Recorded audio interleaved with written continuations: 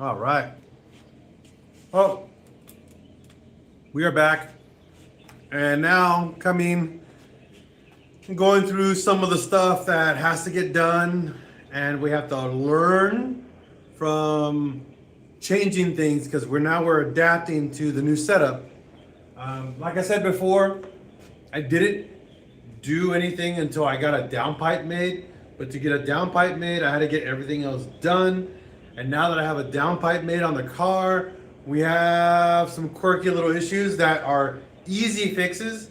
Number one, so on your turbo, you have a feed and a return line, and then you have a feed and a return line for coolant. The coolant one, we had to invert. So the feed line on the turbo, hey, want me to buy you a vacuum? Wayne, no. Remember I told you it's gonna stay like that until I meet you one day in person. I'm leaving that trash there for a minute, bro. So I have to invert the coolant line up. So the coolant feed line is now up and over and around versus going down and under and around. No big deal. We just changed the angle, obviously, from going down now to up. And the reason for this, the downpipe literally sits on that pipe, and I didn't want it to cook it. Now, tonight, I'm actually working on the next line that has to be fixed. Yeah, and then you will vacuum it. Yeah, I'm going to drive all the way to you, and I'm going to have you vacuum my car. Yeah, it's very tight. No, the fit is just super tight. But that's the good news, right? So we prevent any issues prior or no, after we get things done. So now that I figured out where my little issues will pop up, the cool thing about AN fittings, you just unbolt them and change the fitting and then do it over again.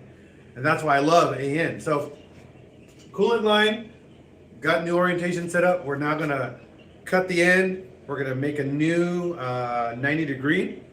So I'm just gonna put a normal fitting on it right now. I have a 90 degree on its way here tomorrow to finish up the coolant feed line, and then we're done with that. The oil, I have to fix the oil return line. That one is leaking. Now my assumption, it's leaking probably because when they were doing the downpipe inside there, they probably wiggled it and pulled it. So more likely it just popped out of its little plastic fitting that's inside of there.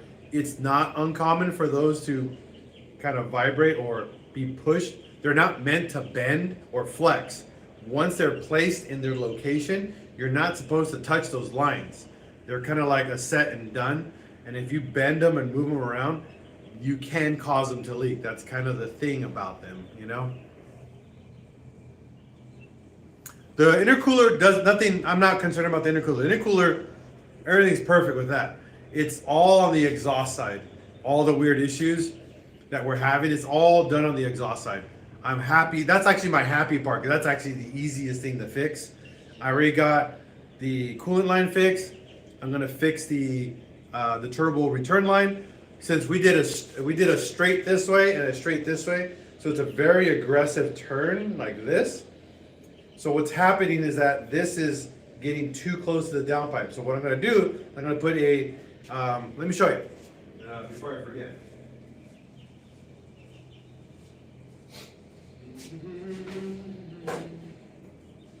This right here. This is like I think this is a 15 or 40, no, this is a 45. So we're going to be putting a 45 degree AN fitting. So what this is going to allow me is I'm going to make the line a little bit longer.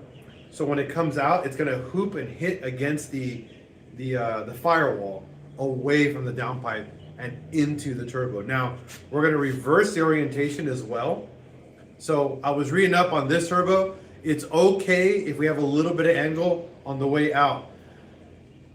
One thing you guys have to understand is research your turbos. Some turbos do not want any angle on the return line.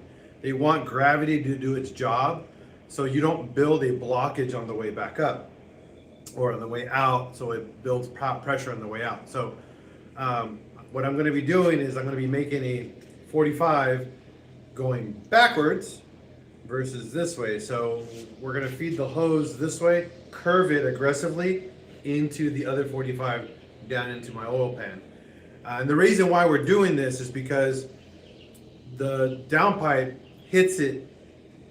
I'm like an inch away from everything.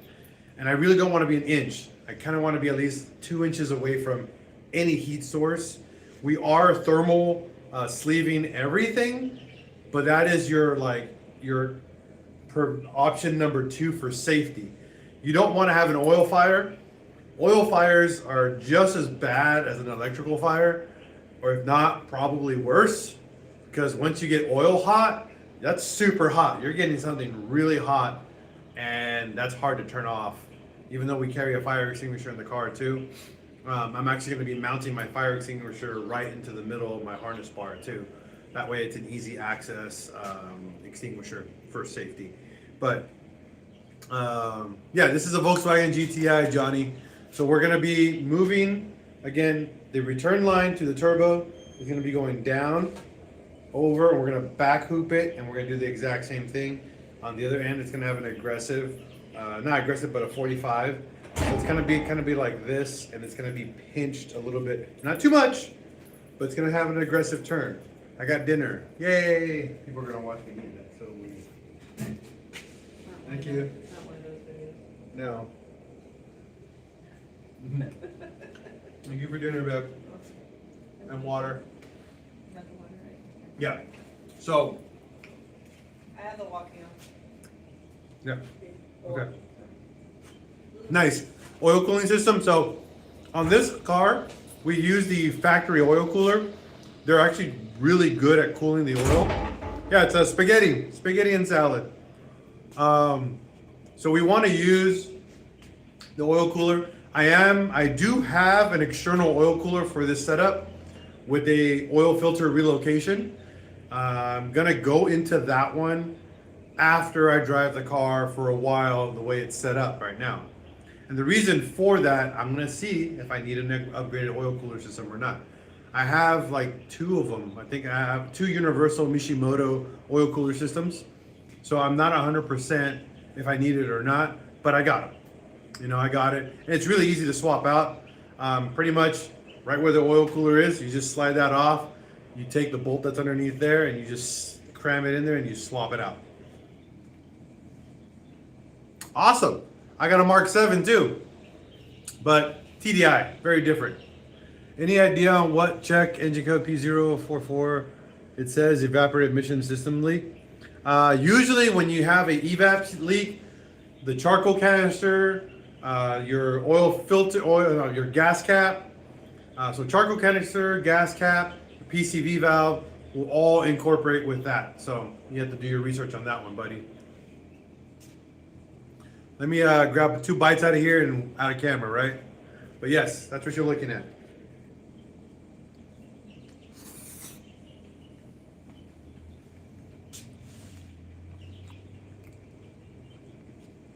Yeah, they fixed a lot of the bugs, but they added more bugs to the Mark 7. If you look at a Mark 6 engine bay TDI and a Mark 7 engine bay TDI, the 7 is extremely complicated versus the 6. I don't know what they did, but they did some crazy like German stuff. Don't get me wrong.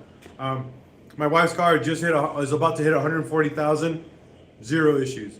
We had, actually, correction, had 1 sensor fail on me. The diesel particulate filter failed, $50 fix, easy.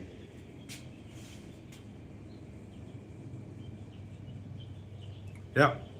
So, for the guy with the evap leak, exactly what I said. He had an exhaust, a plastic piece vacuum leak through the charcoal canister. It's an evap leak. When you have an evap leak, it's gonna pop up, you know? And the problem is like trying to find it, right? So you gotta go through the entire system. Oh yeah, I agree. My wife's car has an upgraded metal oil pan. So we have the upgraded metal oil pan. Plus, through Kerma TDI, we got the aluminum big old skid plate underneath it. I'm gonna take another bite.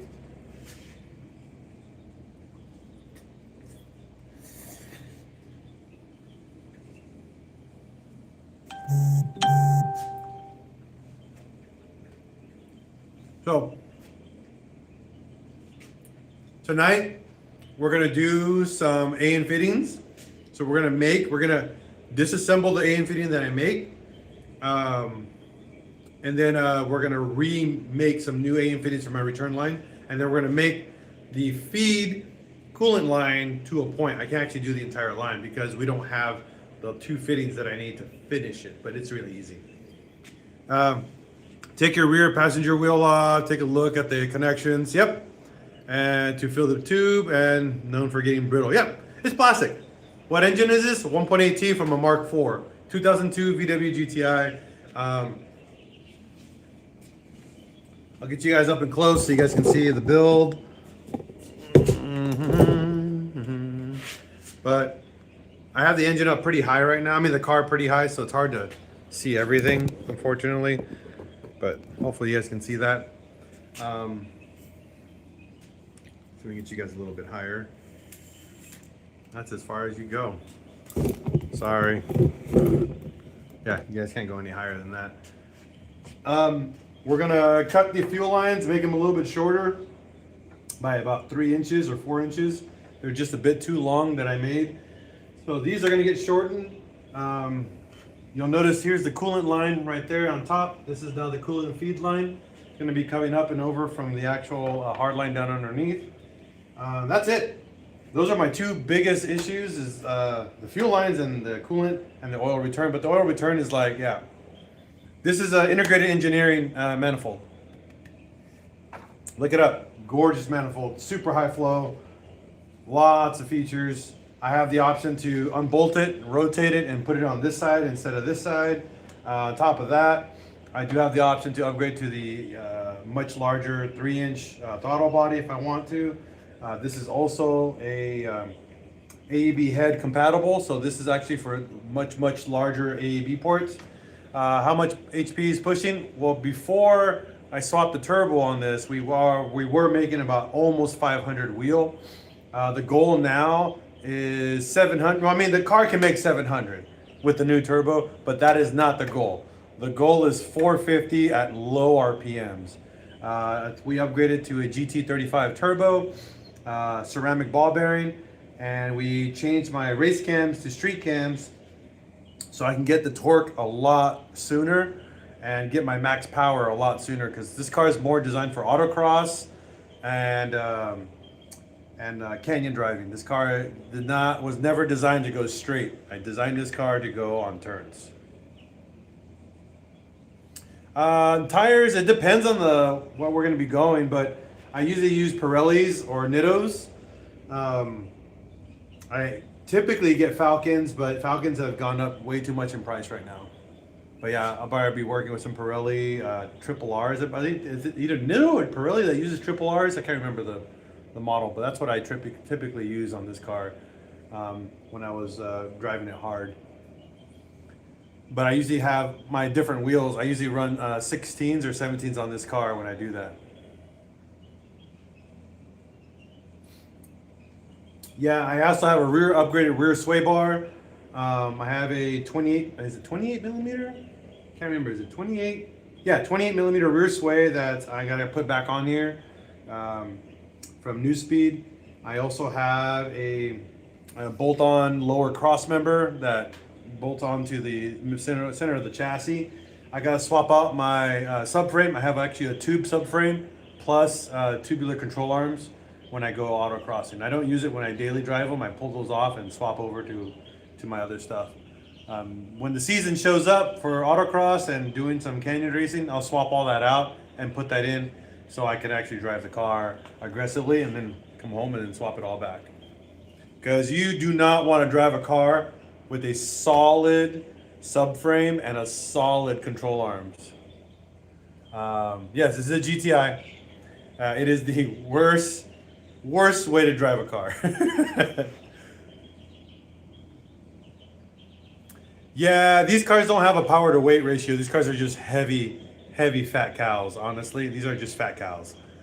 So we don't look at power to weight ratio. We just look more at power and suspension. These cars typically weigh. This car weighs like 3,200 pounds from the factory, and I added some weight and lost some weight as well. So these cars are not light.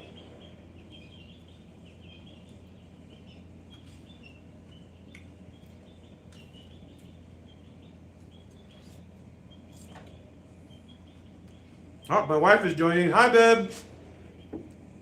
Oh, I'm getting a couple bites in for dinner.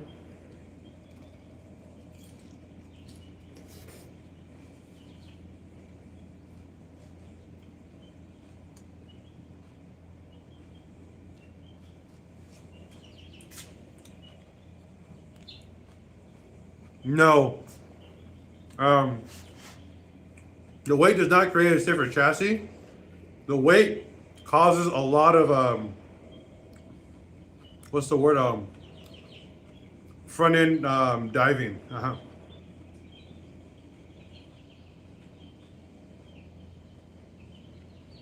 Understeer. There you go.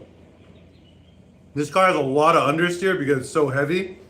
On the front especially. So the way that we fix that is going solid all in the front. So when you turn on this car with a solid front end, like so the bushings, and there's no control arm bushings, there's no subframe, no rubber underneath the chassis at all. That's all removed and swapped out for solid steel. So you get a lot less understeer. You get a lot more control. There's Mr. Freddy. A lot more control, especially on the turns. Once you understand the characteristics of like a solid subframe and control arms, it's a whole different car. But you, again, obviously, you don't want a ton of power.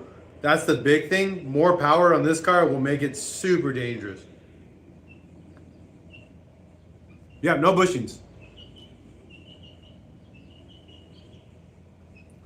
Yeah, it's all, what do you call, just hemi jointed.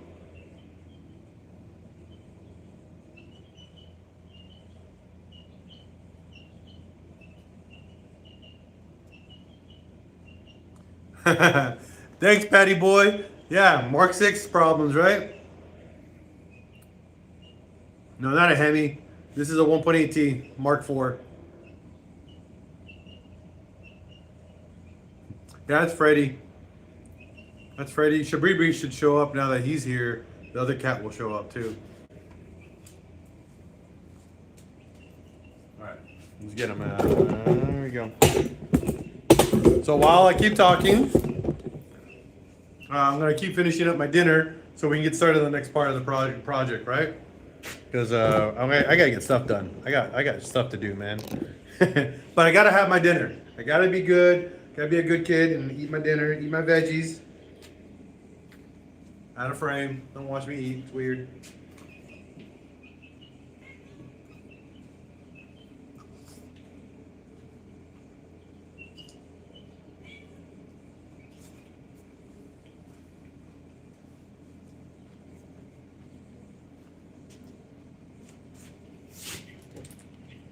Oh. So here's my downpipe. And this is the downpipe I was showing you guys. This is how aggressive the brains are on this. You see this downpipe? Super aggressive. And it's because of the way that the turbo is set up. So the guy did the pie cut technique, and it's so aggressive. You can see where he put all the effort in the welds, but the welds have full penetration. You know, it's got a little bit of how do you say, a little bubble in there, but it's solid. I am not even going to be angry about this. Full stainless steel, so I'm very happy about that.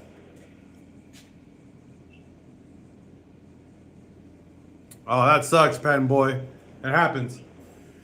So again, you'll see how aggressive this downpipe is. So it bolts on like this. This is again.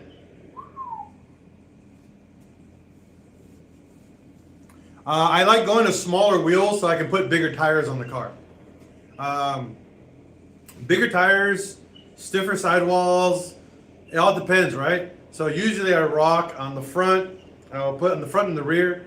Rear, I usually put like a 17 by 8 wide wheel. On my front, I run a 17 by 8 or a 17 by 9, 225 or 235/40. But I usually go a 40 or a 45 series tire. I like that style of tire, especially on street racing. Not street racing, but like autocross or canyon. I don't like anything larger, 18, 19. There's just too much weight, and you're adding that weight to your rotational mass on top of just your car. So if you got issues with understeer or oversteer, too much weight, no. Go lighter wheel, smaller, lighter, depending on your profile. Obviously, you want to go wide. You want as much traction as you can get on the turns with a wider tire. I also have a differential on the car, so I have a Quaife limited slip that allows me for both wheels to get great traction on turns, and obviously better control around everything. So.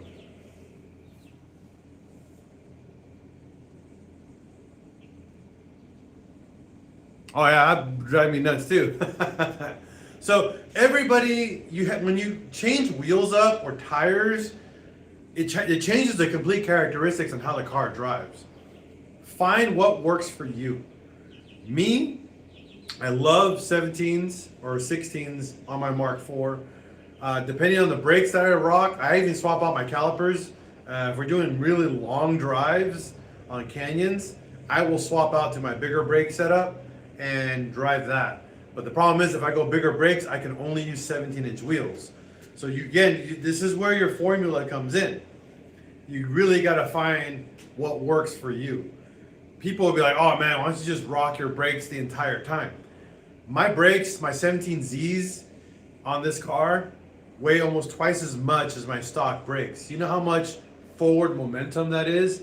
And then when you throw it to a side or a left or right, it throws that weight crazy in one direction.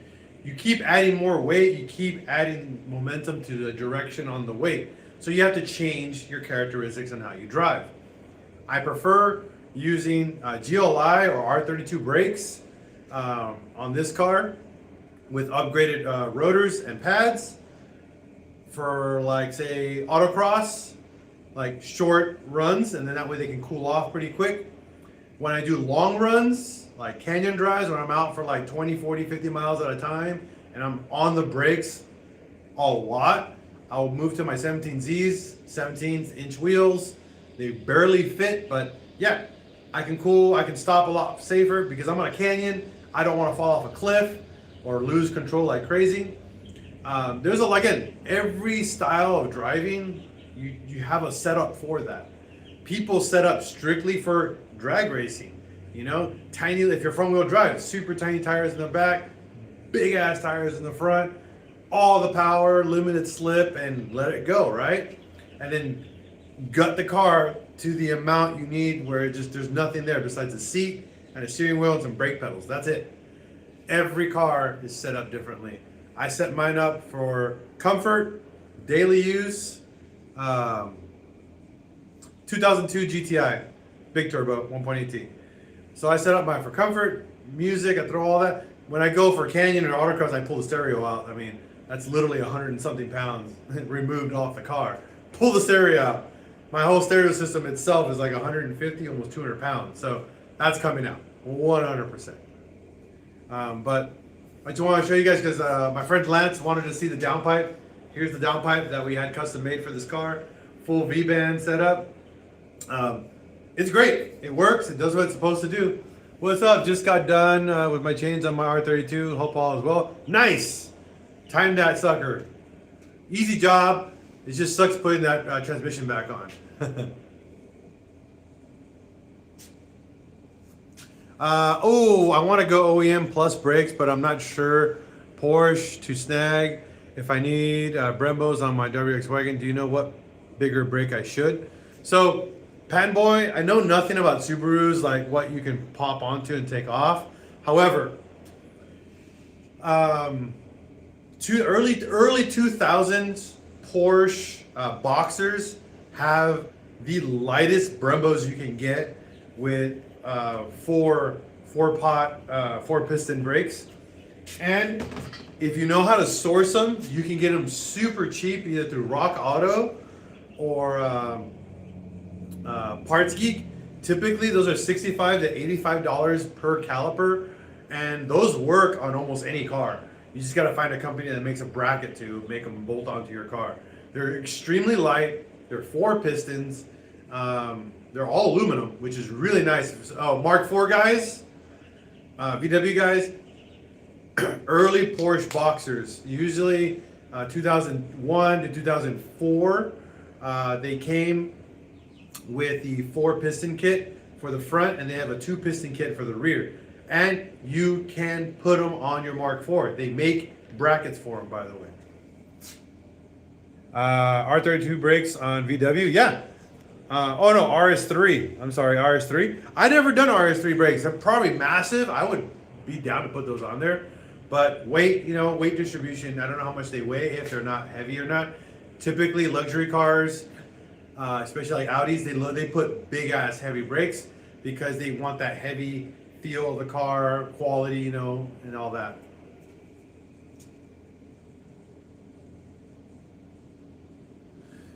Yes, you got to do more than LSD. Mark IV, so O2Js, O2Ms cannot handle anything after 350. Oh, I got a mommy. What is that? I don't know what that means, but whatever. Thank you. So when you hit the 500 horsepower on a Mark IV, thank you. I love the Mark IV platform too. Do you trust parts from Parts Geeks and Rock Auto? Yeah, they're remanufactured. They don't make parts. They just sell parts from other manufacturers. Especially if you're going to get parts from like an older Porsche, they're going to be remans. So they're going to be authentic parts. They're just going to be remanufactured. So I wouldn't buy new parts from Rock Auto or like that, no. Hell yeah, BEW or, no, ALH. ALH is a much better option. So here watching, hey, so for your transmission. So this transmission has an FX 700. It's a twin disc clutch. I have cryo hardened gears. Look that up. It's hard to explain, but the gears have been superheated and then super chilled so they can withstand up to 700 horsepower. That's heavy quotations, but that's what I've been told. Number 3, we have a girdle kit. It's a kit that goes inside the transmission that holds the gears more together. On top of that,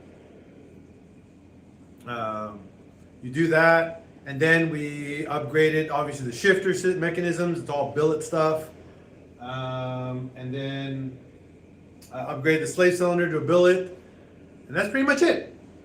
That's set up to hold all the power in the world. Now a stock O2J, O2M will hold more power than a O2J, but upgrade the shift forks, upgrade the restraint. There's a way to hold all the gears in place, and that's pretty much it. If you're willing to spend that kind of money, do it.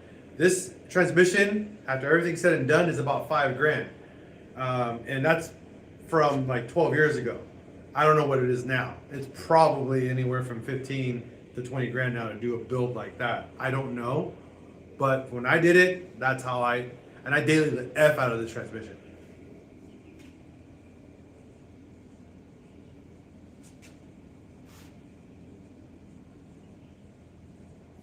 It's a Kia, buddy. Sorry, they burn oil. The Kias burn oil like a mother, and on top of that, they have a lot of fun. The transmissions are not that bad, but the Kias burn oil, and they love to have failed piston rings. So have fun with that. Yeah, no, I agree. It is a missile. So I would need brackets for my MK6. I wanted to run a 4-piston. I have to look more into also you are live on TikTok as well. Yes, I dual stream TikTok and YouTube. I do always dual stream on both platforms. Do you know what you're talking about? Depends. What do you want to talk about? Oh, I see. Which motor has failed rings? The Kia Soul. So the Kia Souls are known for bad rings and oil burning consumption. Same with like the newer Audis. a lot of the newer 2010, 2012 Audis and up have a really bad oil consumption.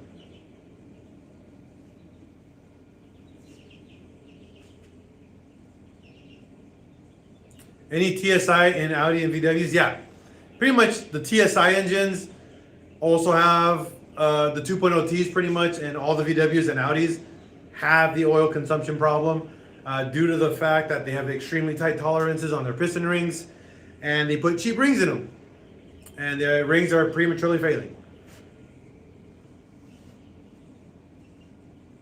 So what you do to fix that, if you want a proper fix, not the manufacturer fix, you go and get the engine, tear the engine apart, get it honed correctly, and then go to an aftermarket like quality piston ring. Don't use the OEM ones. They actually cause the exact same problem. It is known officially that they cause the same exact problem. So I've been enjoying telling people that hit me up, or when I do it for them, when I swap out rings, I'll hone them out. Make sure you have them honed, and then gap the rings a little bit bigger than factory.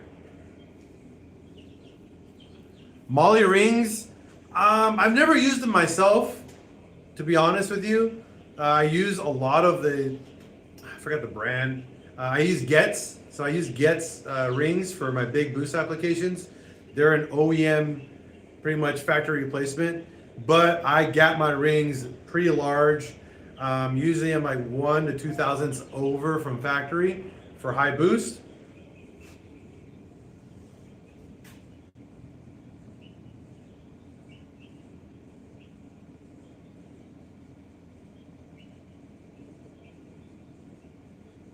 The oil passages, I mean, from the last motors I've done and repaired, not the oil passages, the rings have been bad.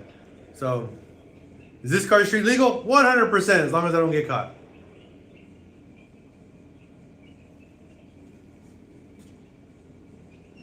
Yeah, your wing gap is always bigger. Love all the info you put out there. I appreciate it, man. Thank you. Yeah, the Hyundais and Kias have the exact same issue with oil consumption. It's such a common problem. I get them all the time when I get them in here for service. What's the manufacturer fix? So manufacturer fix is that they swap out the rings, and then they cut the rings and make them a little bit bigger gap, so they're not as tight of a tolerance. So when those engines get really hot, the gap closes better and you get less oil consumption. Again, that is from what I've read on their TSBs and on their recalls. Whether that's correct through them, I don't know.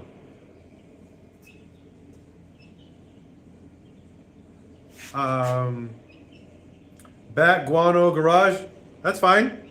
I'm not asking you.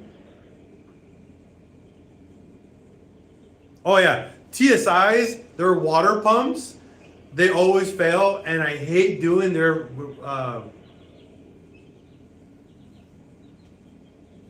how do you say? I always hate doing them from underneath the intake manifold. But usually, when you guys do the water pump on a TSI or an FSI motor, you might as well do the valve cleaning job. So the carbon cleanup, you're there. When you take the manifold off, you have to take that whole manifold off, and then you have access to the water pump. Do that whole job. When you do that job, see if you can find the upgraded gasket for the water pump. The one that they provide does work. It is a tiny little hoop that always leaks. So usually we recommend when you swap out that manifold and pop in the water pump, I personally recommend a little bit of RTV on the outside of it. Not a lot. Don't put it on the actual water pump itself, just outside on the seam. Just because the way they designed the water pump, it's notorious for leaking even after you replace it. And a lot of people keep forgetting when you replace the water pump, they don't clean the outside of it really well.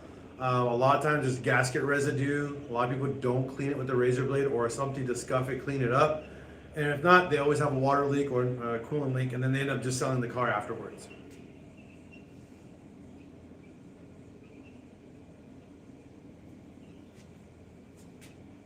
Yeah, I tell you to search Valtrim Audi A3 to see a real. Oh, I know. I think I know which car you're talking about. That thing's a monstrosity. When you gonna get MK6 GTI two door? I'd love to see you build one, mainly for selfishness. You know, I would love a Mark 6, but I don't like the way they look. They look like minivans. I'm not a fan. I don't care for them as much. They're not, I mean, they're fun to drive, but they're not, they don't have any character to them. They're boring cars. I love my car. This thing with solid motor mounts and everything else done to it, I mean, it's vibrating my teeth out, and I love that. You know, when I moved it today, I turned it on and moved it, you know, it's just like, bah, bah, bah, bah, bah, bah. I'm just like, yeah, everything's rattling. I don't know what you want to say, but I love that. Jordan Doe, they are 100% boring. 100% boring. I'm not saying they're not slow, all right? But they're not, how do you say, they're not like super fun to drive. They're boring cars. You know, I have a Mark 7. So pretty much the same thing. And they're nice. They're really nice interiors. They have really nice features, but they're boring. You know, I like power steering. I don't like electronic steering. Increase the idle. I don't want to. I like the rattle, bro. I like fluid steering. I like, because my Mark 7 has electronic steering. I can't stand it. It's so boring to drive. You know, there's no crazy feedback. That's why I actually put my Mark. It's my wife's Mark 7, by the way, not mine. Hey, what's up, Cruz? That's why I upgraded the motor mounts to a little bit more, not solid, but I went to 034 denser motor mounts. I put I didn't go polyurethane on the dog bone. I upgraded to like a stiffer rubber on the dog bone. I got a little bit more feedback. I enjoyed that. I mean, the car has, you know, SolarWorks coilovers. It's got an upgraded rear sway. It's tuned. It's got a stage 2 Kerma TDI. No, this car does not have a stock bottom end. It's a TDI crank. It's got so integrated engineering, girdle, all billet underneath, billet caps. It's got integrated engineering, rifle drill rods, Westco pistons. The head has SuperTech valves, Ferrera springs and retainers. We got rid of the integrated engineering race cam. We went back to a street cam. We were having issues with flow. Too much flow on the head, on the low end. The car wasn't fun to drive, so we went to a street cam versus a race cam. Good for you. Good for you putting a K24 in a VW. So before we swapped the turbo, this was making 450, 500, around 30 pounds of boost. The new turbo is a GT35. It's even bigger than the previous one. So we should be making a lot more than that. The engine's built for 700 wheel. I mean, it's fully built. The cam gear is also doweled, so it has no more keyway. It's fully doweled and pinned. The cam gear is also doweled and has ARP, like forged hardware.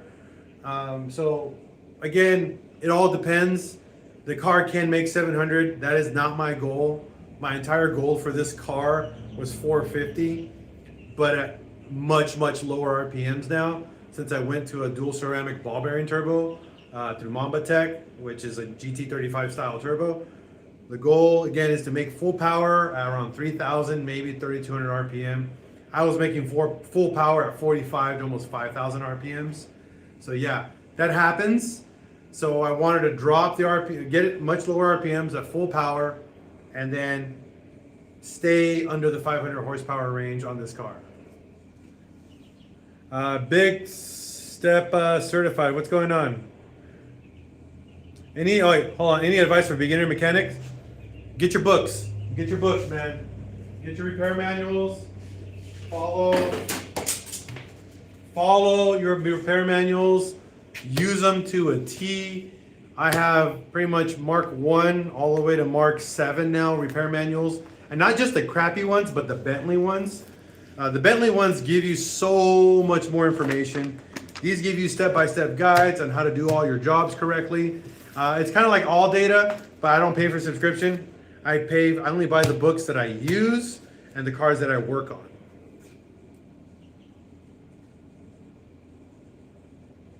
Does it have a dipstick? Yep, it has a dipstick.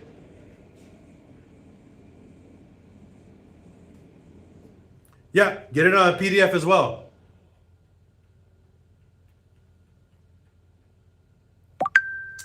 Let's see here. Yo, 1.8 slowly starts overheating after driving for a while.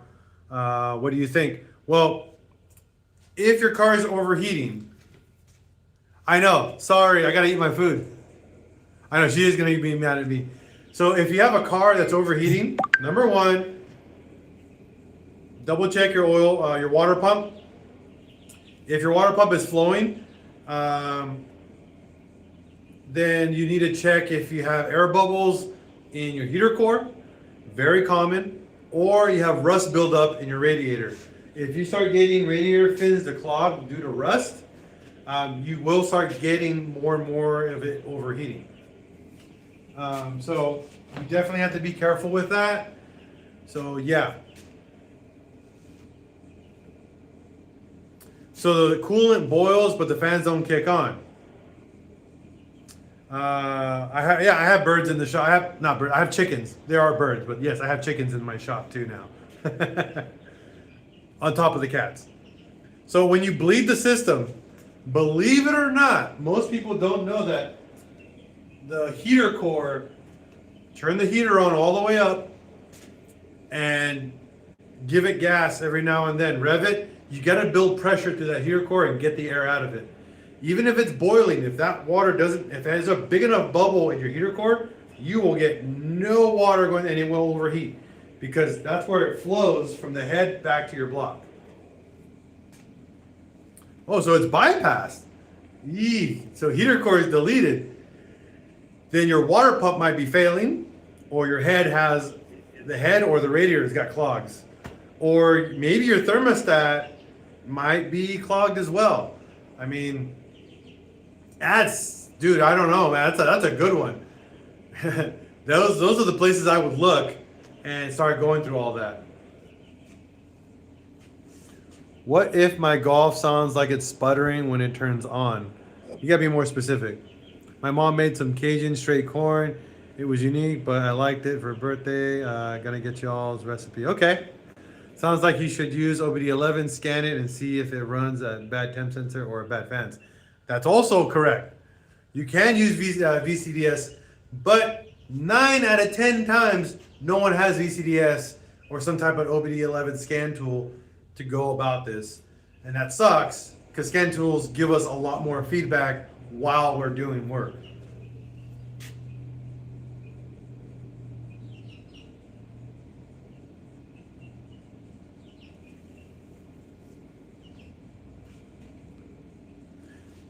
Yeah. No, I have a, do you have to build the head for, yes, you do. You have to build the head. That is just a thing. On Mark IVs, 400 is the max for the intake, the stock intake manifold, and the stock cams, and the stock head flow. After that, you got to go to upgrade cams. You have to go, smartest thing you guys can ever do on a Mark IV, if you want to go over the 400 horsepower range, if you have the ability, get an AEB head. That comes in a Passat or an Audi. Early 2000s Audi, early 1999, 2000 Passat. They came with what they call an AEB head, much larger intake and exhaust ports, huge flow, huge airflow, instant 10 to 20 horsepower without doing any work to your car. And when you get to high horsepower, now your flow is there. No need to pour and polish, no need to do anything. All the work is done for you because you upgraded the ports by a lot. Google the different sizes of the ports. Yep, you can do it with stock cams. Exactly. Yeah, AEBs are the way to go for huge horsepower on these cars if you're trying to go like street race, like drag racing and stuff.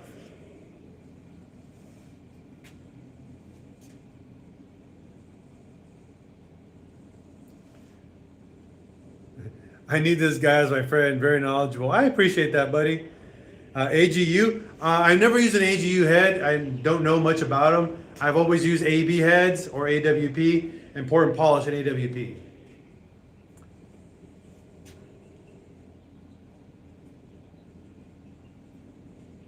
Oh yeah, well, of course it's fast in a Mark 1. Your Mark 1 weighs nothing.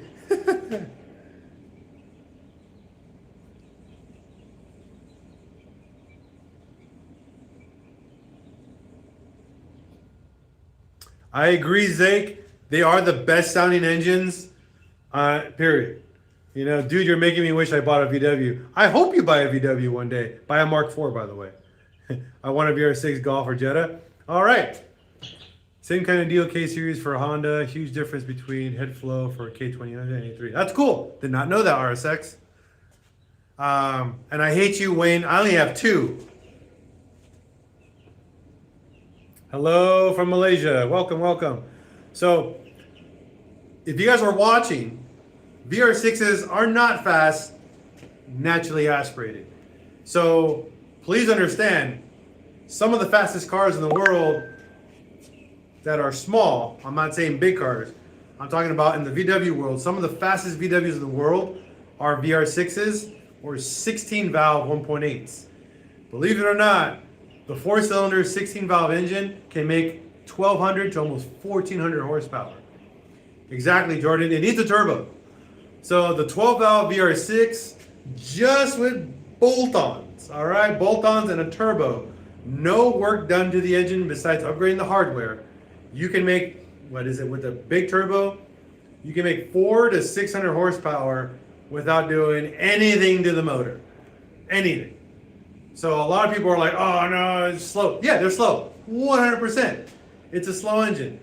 But done with basic bolt-ons and a basic cheap turbo kit, you can make 400 to 600 wheel horsepower. It's insane. And then when you actually invest the money into the engine, you can make way more power. Yeah, a lot of people do not know that. Well, yeah, you can't run the plastic manifold when you're boosted, by the way. You can't run it. It's everything's in the way. You have to go to a short runner manifold. So yeah.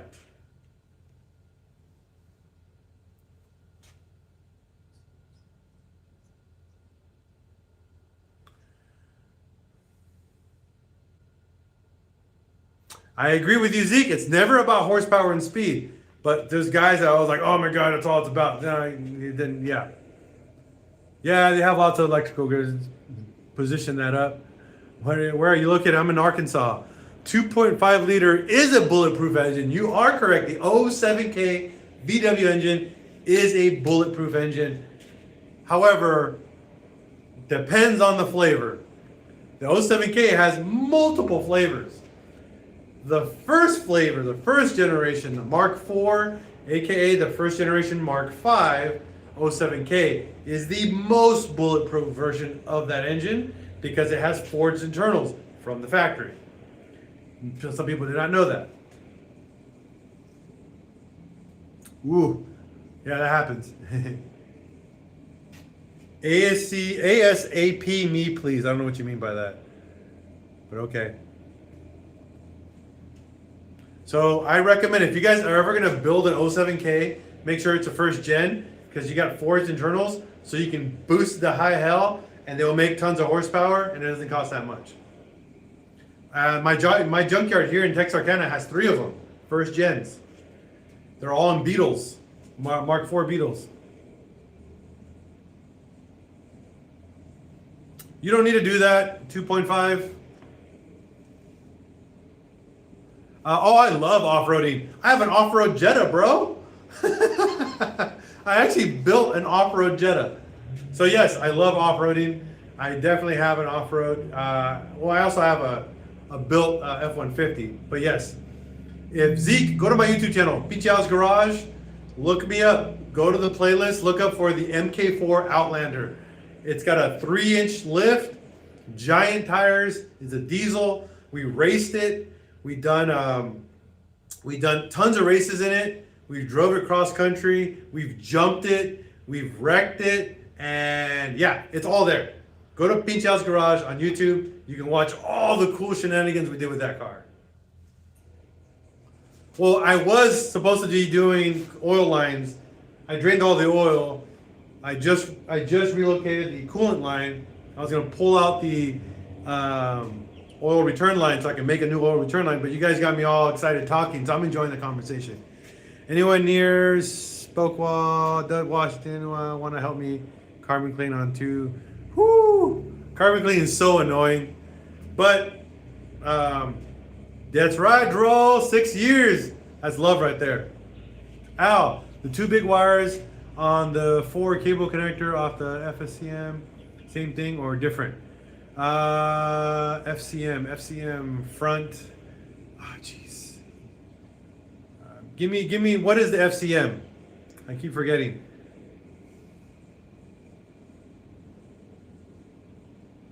Oh, okay. So the ones on there, yes, they are the same wires. They just have the fan control module. So the gauge is the same gauge, but that module does activate one fan or the other, and it changes the speeds on it.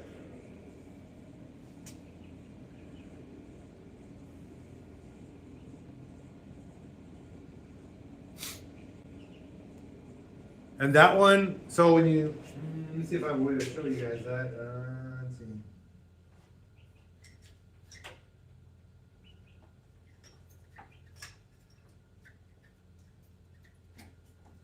So that runs into your main harness and then goes onto that main fuse box on top of your car.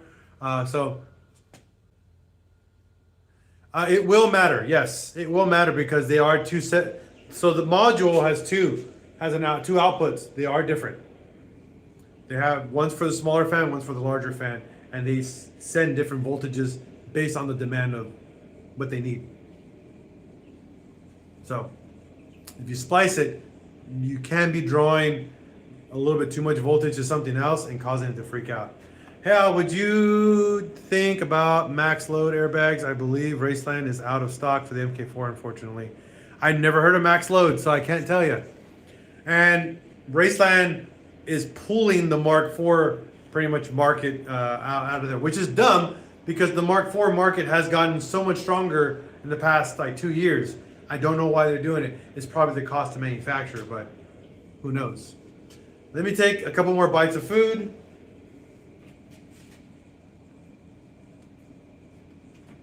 My wife is watching and I want her to be mad at me. I'm not eating dinner.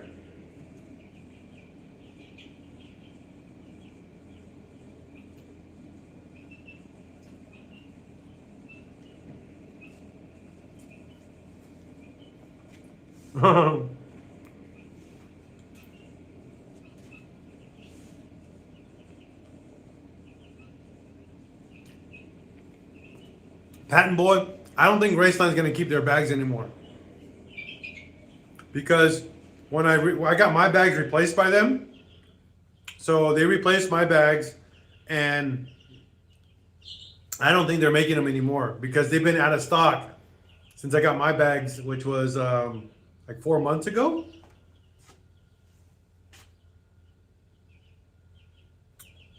What happened to your bags in the rear? I'm curious.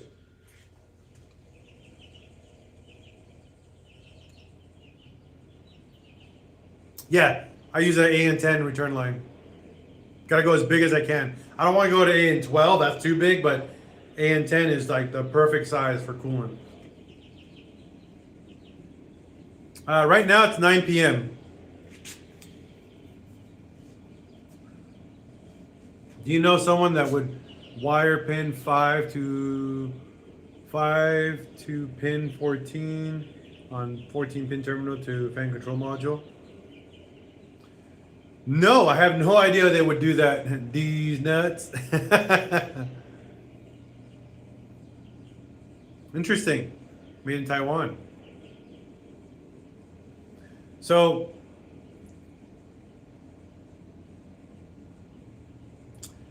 you might be right. I mean, I got to pull out my Bentley manual and go through all the pinning. But yeah, 10 p.m. for Droll. I know. Wayne has been one of my oldest audience members. Been here for 10 years.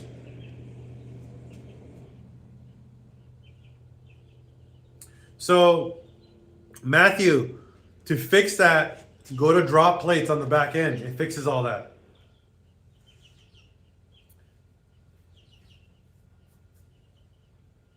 That sucks. I have no reason why someone would do that. Oh, geez. So yeah, I would for your bags. The issue that I came across because they rub against the rear beam, the perch.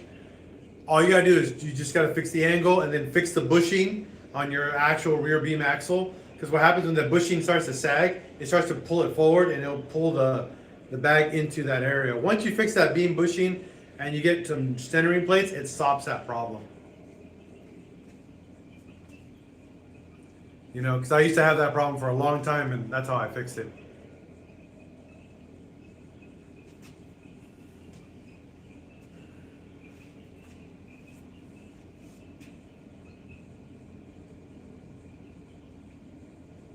That's cool, Matthew.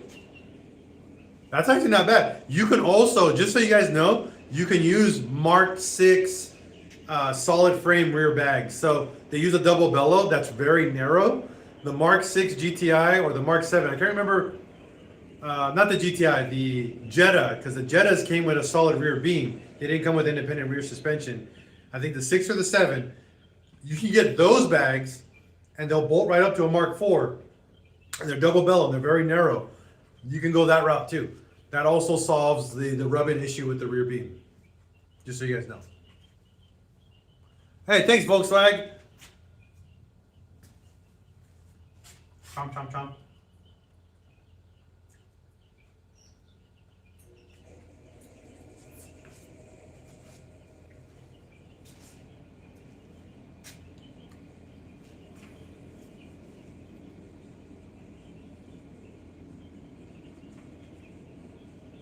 That is also true. So,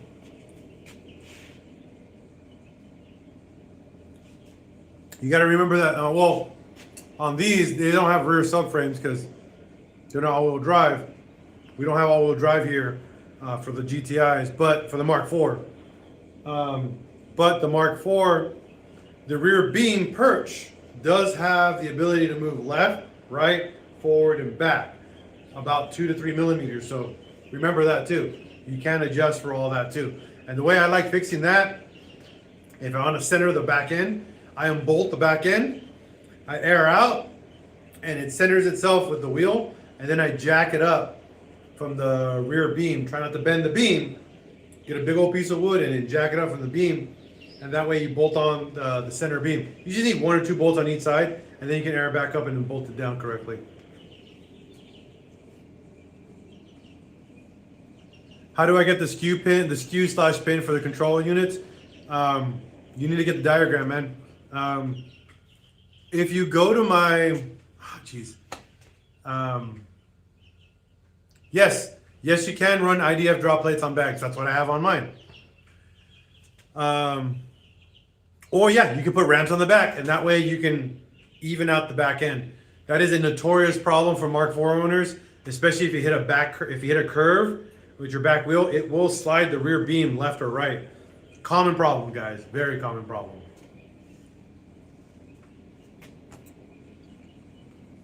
And I recommend that you run drop plates on the back of a Mark IV. It centers the wheel and it gives you camber and it drops it even more up to 23 millimeters.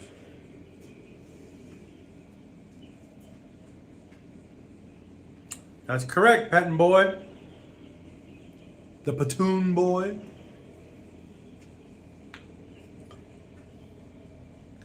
And it does not give you 5 horsepower. That sucks, Wayne. Are you okay, buddy? You didn't tell me. You're just telling me now.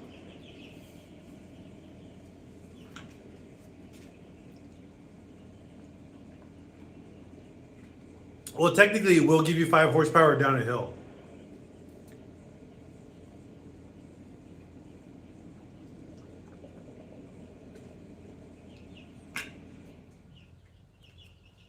I'm good, just a little scraped up. That's good. Bro, show the ride. What do you want me to show you? What do you want to see? Because apparently I've been trying to work, but you guys rather have it. You guys rather talk to me than have me work.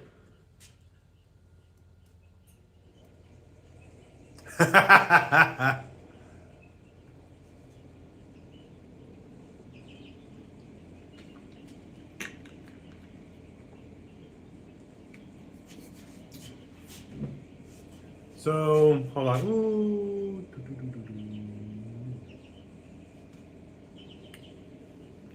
Working on typing. What does it need? What does it need to be? I'm looking to do a full TT R32 front suspension. Really want the TT quick rack. Yeah, that's such a dope rack. Plus the TT solid control arms and the more adjustment on camber for the lower control arm. Zeke, aluminum pulleys or lightweight pulleys. I recommend doing them, but upgrade to a fluid dampener on the car because it will vibrate the engine a lot.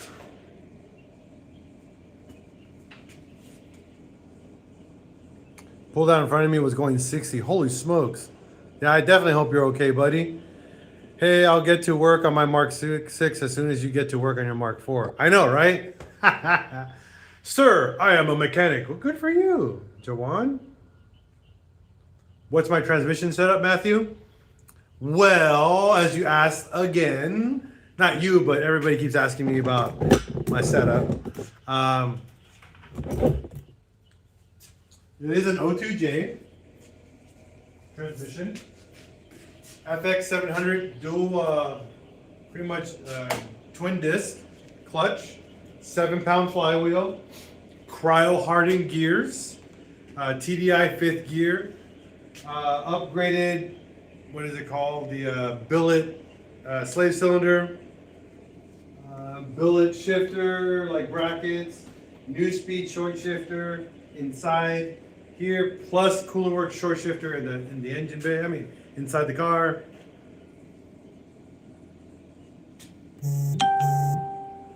So yeah, that's my transmission.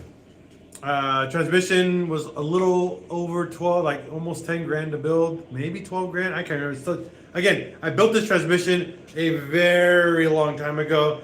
It has been solid for over 100,000 miles. Phenomenal 5-speed O2J.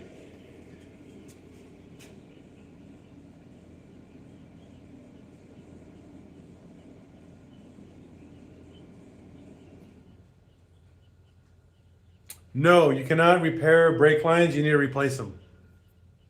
Drift car? No, this is a front-wheel drive car.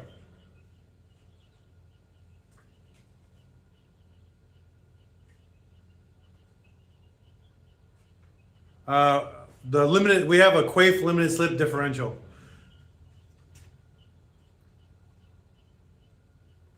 No one cares that we can't drift. I'm not looking to drift. I still can't drift. That's funny.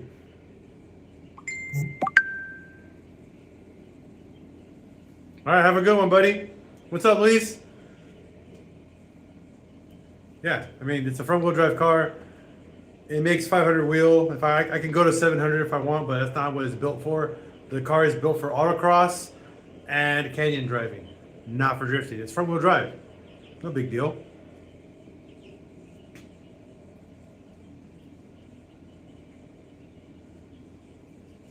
But it's meant to go very fast on corners. It's meant to be super fun to drive. It's meant to cruise. Is my name Pablo? No, it's PincheAls.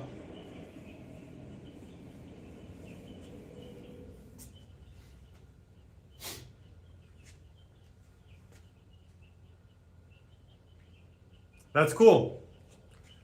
Airbags suck, but help you in the same time. Pissed off because they get hit, but then you can't hit them back. I know, right? Jeez. Sorry, you look very familiar. Get a VR6. I actually have a VR6. I actually have quite a few VR6s. I actually have a 12-valve 2.8 VR6. I have a 24-valve 2.8 VR6. I also have a 3.2 and a 3.6 VR6. I also have a 12-valve VR6 turbo. What's your point?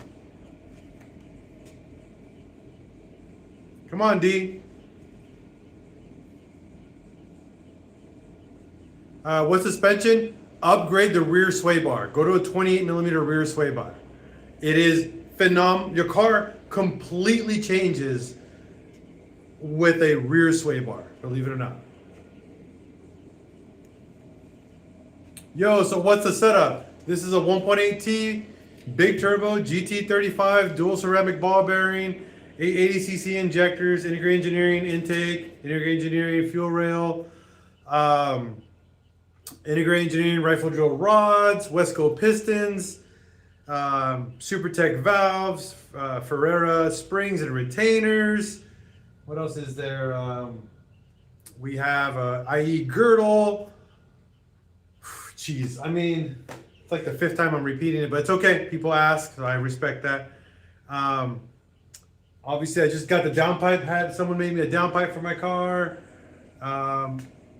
It's on 880cc injectors, DW 650 or 700 fuel pump.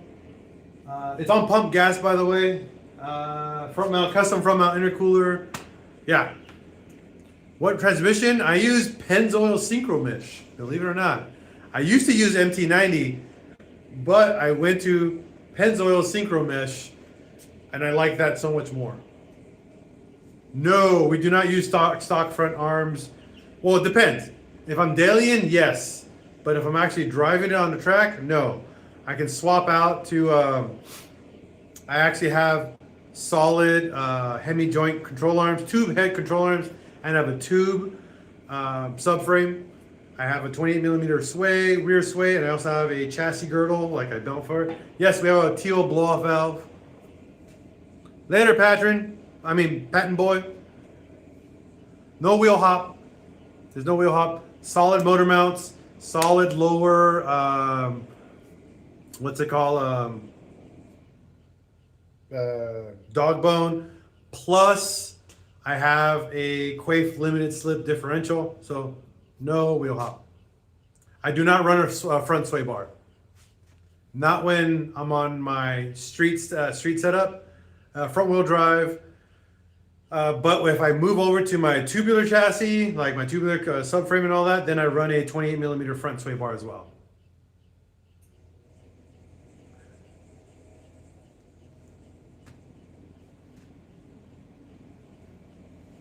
What transmission fluid run in use? MT90. Can see that.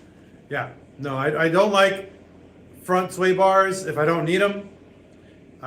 These cars really don't benefit very much from a front sway. They benefit immensely from a rear sway. Later, Volkswagen.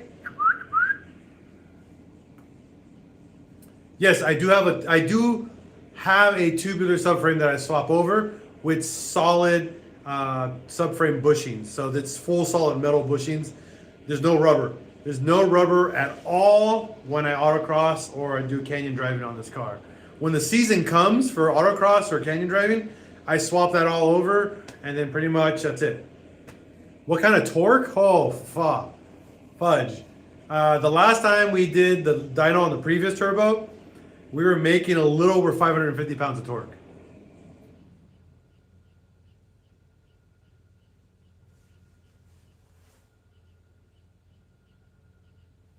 What makes the tubular better with the sway? So tubular doesn't flex, okay? So when you're on turns, there's a lot less flex in the chassis. Plus, when there's no flex at all, okay? Remember, control arms are also tube control arms with Hemi joints. There's no flex. There's no give. So when you're driving this, it is extreme feedback. There's so much feedback. It's fun, it's an experience, but you have to be ready for it because it's gonna rattle. Everything's gonna rattle. But it's rattling in such a good way that it's just orgasmic. I don't know how to explain it. But when I'm autocrossing or doing canyon driving, bro. Yeah, it's got a full 3-inch exhaust. Full 3-inch, full turbo back 3-inch. You can't go any bigger. I mean, I could go bigger, but I don't have a bigger turbo. If I went even bigger, like a GT37 or a Precision, 6266, I would go 4-inch. You can go poly Poly absorbs a lot of that vibration, so you will like that. But when you get into like, you know, competition autocross or competition canyon driving, you don't even consider that. You don't even look at that. You just go to. But if you're just doing it for fun, go Poly. Yeah, 100%. Right now, my control arms are on. I have OEM control arms with, what is it? PowerFlex, Poly on the top, on the control arms. Even on my subframe bushings are all Poly. They're all upgraded to that. So that's for my stock setup. You know, when I want to ride low, when I'm, you know, going for low versus fast. I agree, Cash. I want to do Pikes Peak. I have another car that I built for a friend. If you guys go on my YouTube channel, there's a red GLI that I built, and the car is bagged, yes. And I've been to Willow Springs multiple times, by the way, in this car and in another car that I built. There's a GLI that I built for a friend, very similar to this build, a little bit different parts. Me and him are going to do Pikes Peak, and we're going to drive there, and we're going to do it, and we're going to just go have a fun drive up the mountain and back down. I want to do it. I don't want to do it as fast as I can because I don't know the track, but I want to do it anyways. Yo, man, Menace Mark IV, what's up, fool? So this is, if you guys are just tuning in, this is the downpipe that got made for my car. Full 3-inch custom downpipe. Can I cash app anyone? Inbox me. Don't do that. Scam. I remember me telling you about me getting the 337. Nice. Have you tried coilovers? I haven't heard good things about bags and corners. I have coilovers. I don't care for coilovers. I like my bags.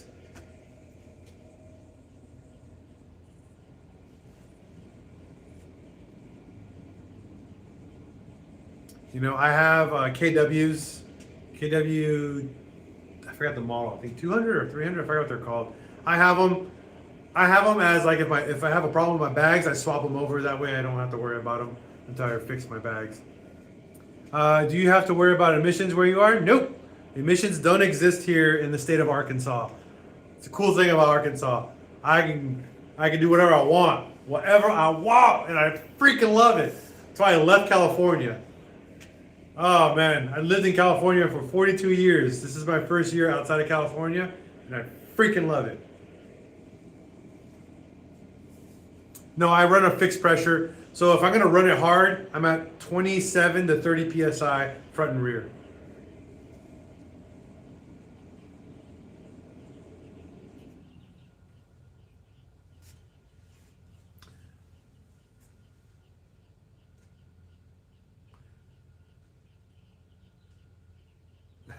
Synchro mesh is kind of thin, and you are getting hype. You swore. I love synchro mesh, man. It's good stuff. I do use MT90. Don't get me wrong. Redline MT90 is phenomenal, but it's not easy to get a hold of.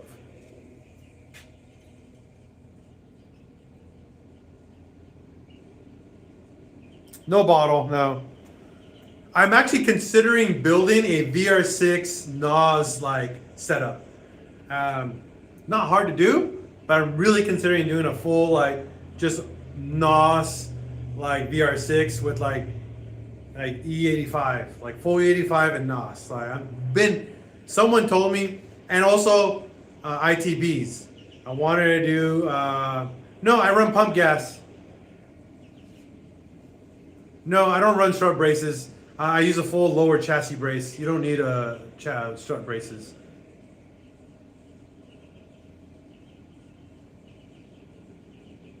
No, again, Cash, I use pump gas, 93, maybe I'll run 100, but yeah. I was saying, how does your power steering bottle thing look like? Because my 337 has one, wondering if.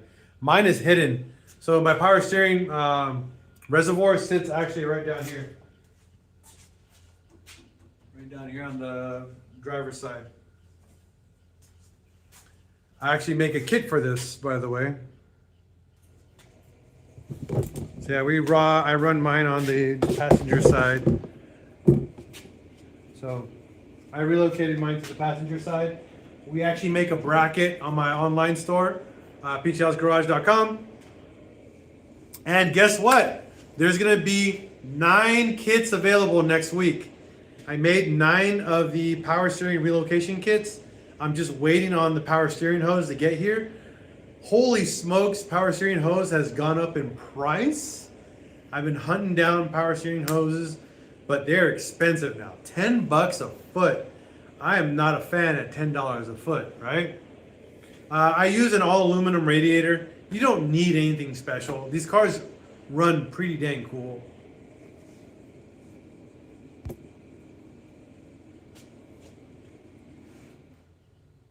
Okay, cool. Yeah, so what's really cool, you use the factory return hose to the pump. You just got to relocate it to where it's going to go, and you just trim it to fit. And then you use the hoses, the bracket, and the clamps that I provide, and the hardware. And that way you can relocate it down here. The only annoyance is obviously it's down here, and to add fluid it's down here, but it's no big deal.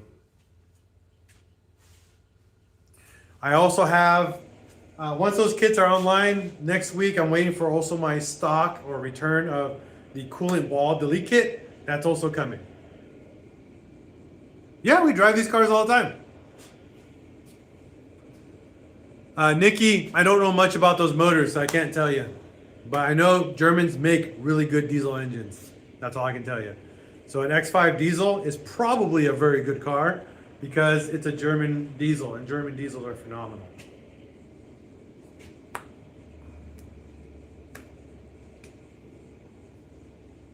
But I don't have any information on that car at all. Sorry.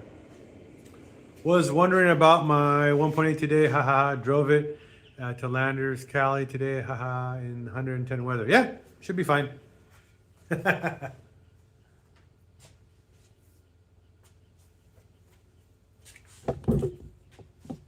right. I'm now going to get officially to work because you guys just keep distracting me on conversation. I love you guys, but I need to actually do some work. I went on here so you guys can watch me do work, and you guys aren't letting me do work.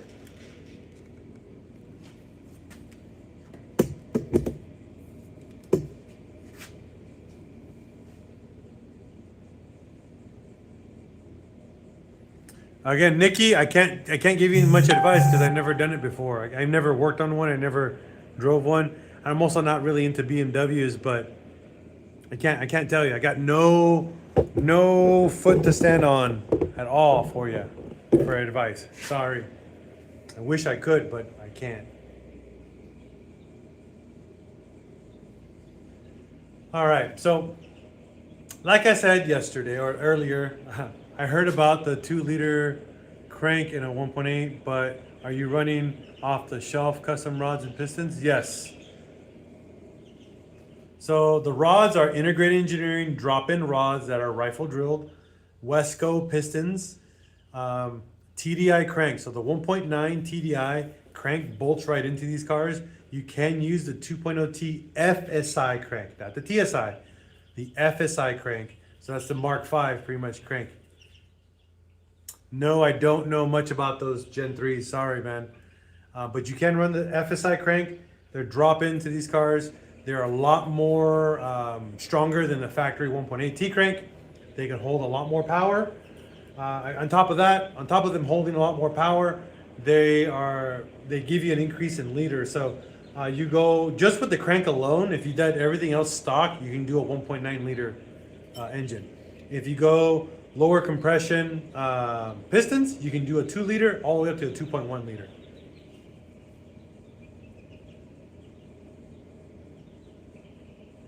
Correct, Nikki. They don't like cheap plugs. Have a good night. Good night, buddy. Deuces. No, there's nothing special. You can order custom orders if you're trying to go like crazy high-end horsepower. Then yeah, you get to custom order them. But by the time you're there in that type of a build, you are in very, very deep in your build. But Wesco makes full-in pistons. They make full race pistons all the way up for almost 1,000 horsepower for these cars. Same with Integrated Engineering. They make their rods all the way up to 1,000 horsepower. So you can build a monstrosity with just straight basic order parts. You're not going to spend a fortune. Rods are 400 to 500 bucks for a proper rifle drilled set. And then, oh, there's the K24 guy again. just get a K24. Guy, it's not about getting just a K24. It's about learning how to do this. I don't know. These guys come in here, V8. Just get a V8. Just get a car with a bigger turbo. Just buy a new car. That's not the point. Not the point at all. But it's okay. It's okay. You guys are learning.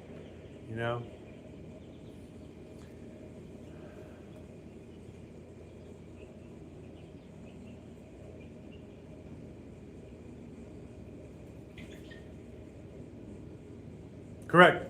Yeah. Matthew, it's actually pretty common here in the US too. A lot of people build 2-liter strokers or 2.2-liter strokers. It's not hard. I always said if people drove a good car like a VW, they wouldn't want this other crap. To a point. I mean, people love everything else. Honestly, oh yeah, you're 100% biased in K24. It's okay. When people are biased, they're not open-minded to other thought processes, and they're just not open-minded in general. I am biased, like very biased, because I'm a Volkswagen guy. 100% VW guy. You cannot convince me that your K24 is going to be so much faster than a built VR6 turbo. You can't convince me. This is a 1.8 liter. But again, you're into that. You're into K24s and built K24s. I understand that. No disrespect. But it's pretty insane what people do with VR6s. Mr. Farbrooks, hello bro. Bought a 1.8 from somebody else project. Has new pistons and cams, but no accessories. He put the cam himself, and the cam is close, but doesn't really match the marks. Am I screwed? Kind of, sort of. Number one, did you time it? Like, did you check timing on it? If the timing's off, you're gonna need to. Speed doesn't equal reliability, but a 1.8T definitely has fun, peppy engine if you're going for speed. Again, speed never does equal reliability. It is definitely a fun engine, 100% fun. Our Audi's reliable, yes, but they have a lot of electrical gremlins, and they're, how do you say, maintenance queens, 100%. I would definitely take the valve cover off and check the timing. If they're off by a mark, pull the cams off. You don't have to pull both cams off. You just got to pull the intake cam off, and then loosen all the cams, the caps on the exhaust side, and then you can rotate it or turn it whatever direction you need to do and move the chain around. That way you don't mess with your timing belt. But then you got to double check your timing on your head for the head and the crank, because you're going to need to double check all your timing marks. Any car is reliable if you know how to maintain it. Yep. 100% agree with that. I will stick to buying a Toyota. Again, no argument there. I got no argument there. People, hate on VWs because they're afraid that they are expensive to own. 100% not true. Another thing is people don't know how to service them correctly. That is 100% true. I mean, my this car is almost, I think, to 500,000 miles. My Jetta with the TDI ALH is at like 400,000 miles. But no issues. Have zero issues. But again, it's all how do you say, artificial. It's all artificial. It's all based on your ability to take care of your own car and make sure that you find and fix any issues that arise. Hey, thank you for the happy birthday, belated birthday. Thank you. But yeah, maintenance is irrelevant based off of the person, right? If the person's a horrible person and taking care of their car, the car's gonna be a piece of crap. Let's just be honest. That's just how it ends. So if you're good at paying attention and any weird noises, any weird problems. If you see an oil leak, you immediately figure out or try to diagnose it. That way you have time to plan for your repair. Me, that's how I am. I'm extremely anal in that way. My brace is custom. No, this is the engine got rebuilt at like almost 300,000 miles. And this full build has over almost 200,000 miles on this build. Again, it's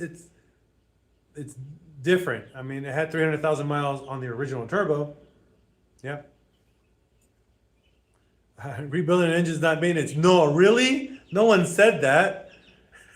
And I didn't rebuild the engine because it needed rebuilding.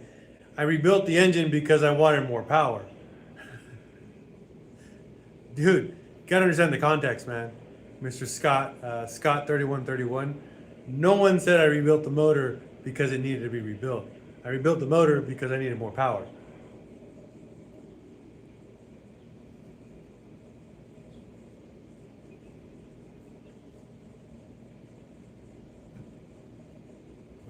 Good for you, Scott 3131. 100% good for you.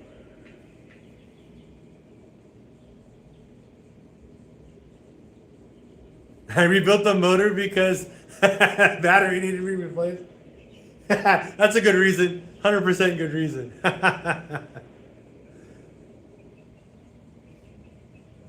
I mean, again, the engine was, my TDI, almost 400, again, almost to 400,000. It just passed 300, about to hit 400. Never done anything to it.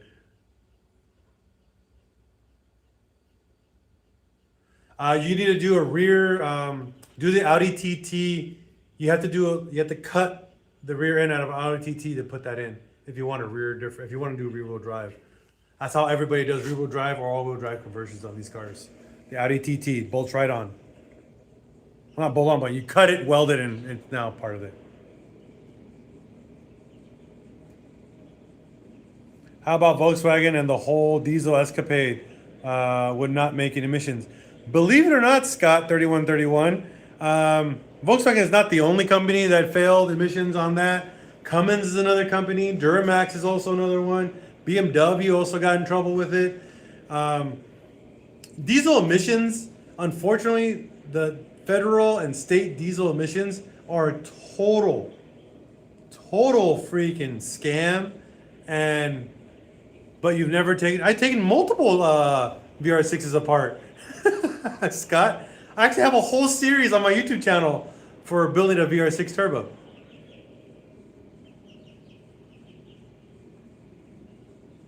$8.8, maybe? I don't know. I can't tell you.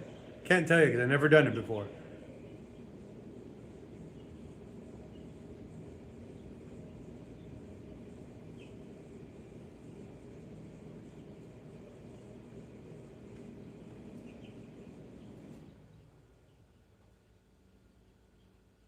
Yeah, Scott. So on my YouTube page, there's a VR6 build. It's under the playlist For the People, By the People. That was like my last season before I had my heart attack. And yeah, so I had a heart attack quite a while ago. On top of the heart attack, I lost my mom. So I kind of put that car on the back burner. It's pretty much done. It's a fully built VR6 turbo setup. It's right actually in front of my shop. That's actually next to be in this garage after this car leaves.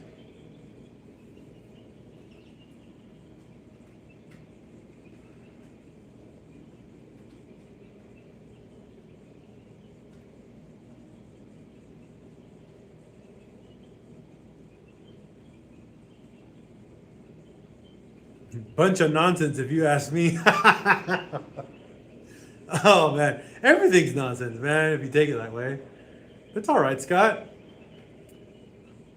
No one's here to judge anybody or be mad at you or be mad at us. You want a standalone? No standalone. I'm actually I'm an in-car tune using BDT tuning, so boost dynamic tuning. Great question for you. Who do you think makes the best cars? No, Wes, don't worry about it, man. That happened not a long time ago, quite a few years ago, but it's okay. I appreciate the condolences. Thank you. Yeah, I mean, crazy stuff happened in under 5 years, so I appreciate the sympathy, 100%. Who makes the best cars? Honestly, no one anymore. No one anymore makes good cars. Let's just put that on the plate. Pretty much after COVID, every car industry went downhill.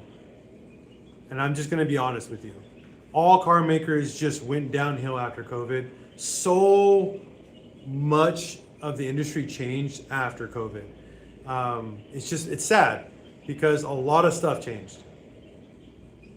You know, if you want to tell me, I mean, in 2010, anything 2010 and older, phenomenal. Honda, Toyota, even Nissan.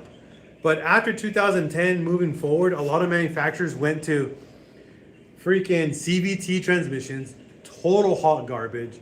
And Nissan was the first to implement CVT transmissions. And then in their smaller cars, obviously Cadillac did the same thing. And they just also hot garbage. Audi did the same thing, and then they pulled that out. So when the Audi was doing CVT transmissions, that was their transition to DSG. When they went to DSG, then their quality went back up. No, I did say Toyota. Not now. I would not tell people to buy a Toyota right now. Total hot garbage. I would not buy them. I mean, I don't know how many, transmissions that I've serviced on a Toyota now in comparison to before. But yeah, I'm telling you, CVT transmissions, if a car has it, just walk away. Do not touch anything with the CVT transmission, period. Honestly, it's just garbage. It's gonna blow up. Honda, freaking Nissan, Cadillac did it for a long time. Just garbage. Now, I honestly believe a BMW is more reliable now than it would used to be. But at the same time, not by much. Oh yeah, MPS, that's a great little car. The little Mazda 3 4-cylinder, the 2.5, I think 2.3 or 2.5 liter. It's a great little car.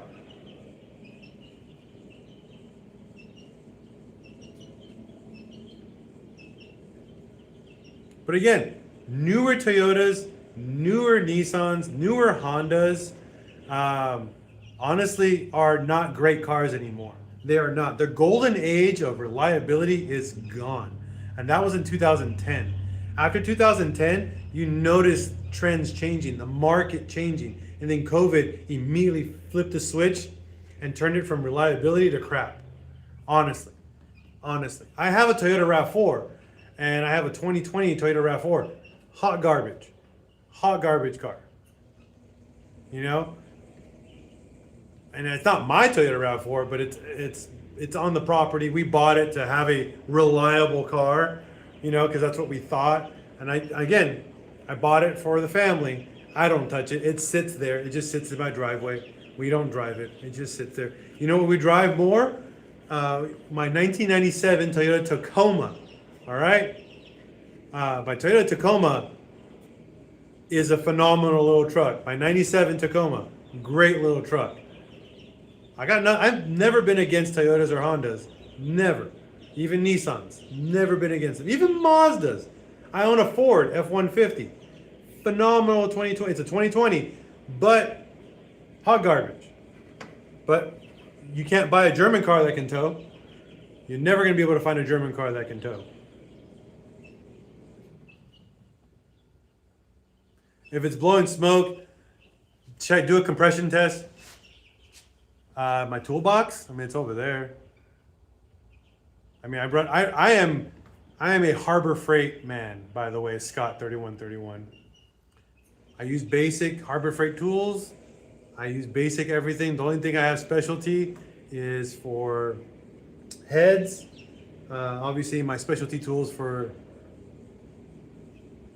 the specialty tools I use are for heads, valve jobs. I have the OEM valve job tool from VW.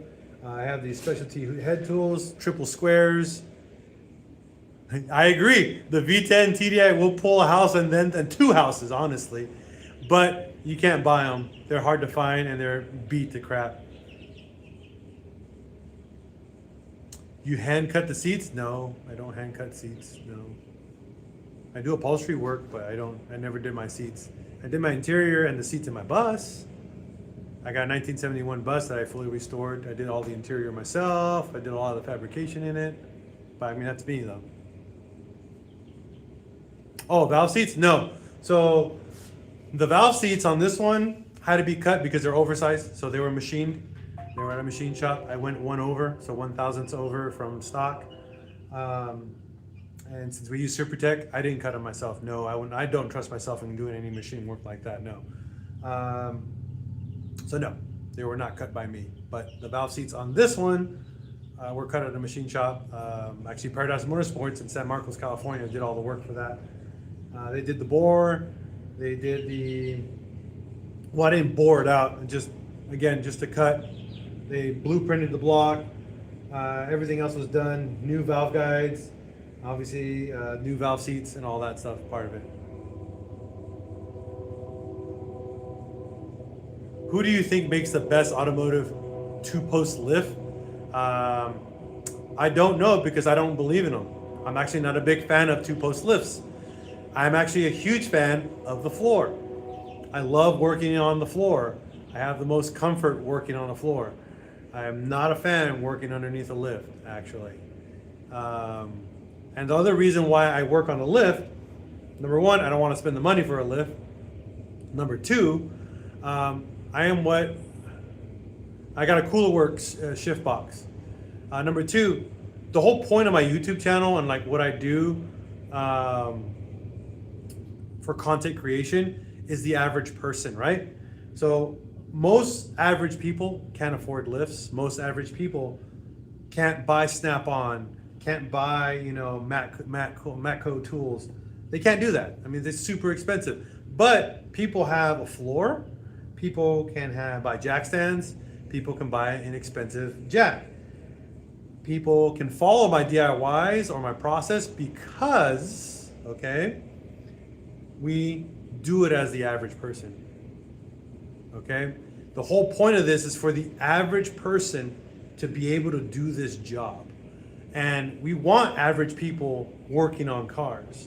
And the reason for this, it brings the interest of keeping older cars on the road, keeps the industry involved. Believe it or not, again, 3131, I have a whole section on Facebook too. I teach children. I get kids involved. Exactly. 100% geared to do it yourself. Exactly. Give me a second about your Mazda MPS. I keep going that, but I'm trying to give a full description of what I do. Again, can the tune be the problem? That's hard to know. But again, that's the whole point, right? The whole point is to be DIY efficient. It's not supposed to be about who's the best, who has the most expensive this, who has the most expensive that. It's never been about that. The whole point is I can go buy an $800, $1,000 POS, build it with my own two hands, and at the end of the day, it's what I did. Not what a shop did, it's what I did. Oh, I solve problems too, buddy. I'm not trying to say, I'm not like against all that. I find problems and I actually reverse engineer some things to make it better. Sometimes I make it more efficient or simple, so that way the repair job is easier for anybody else. I do a lot of repairs. I use VCDS for scan tools, so I use Rostec.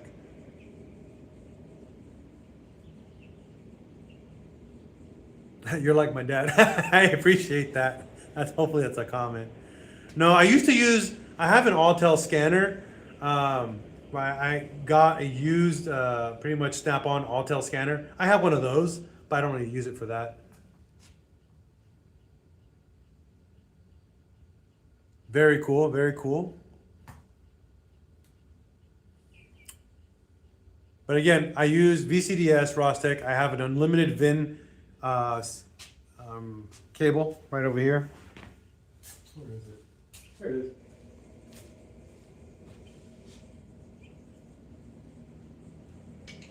So, depending on what I'm trying to do, I do a lot of different scan tools. Like I do everything on my laptop.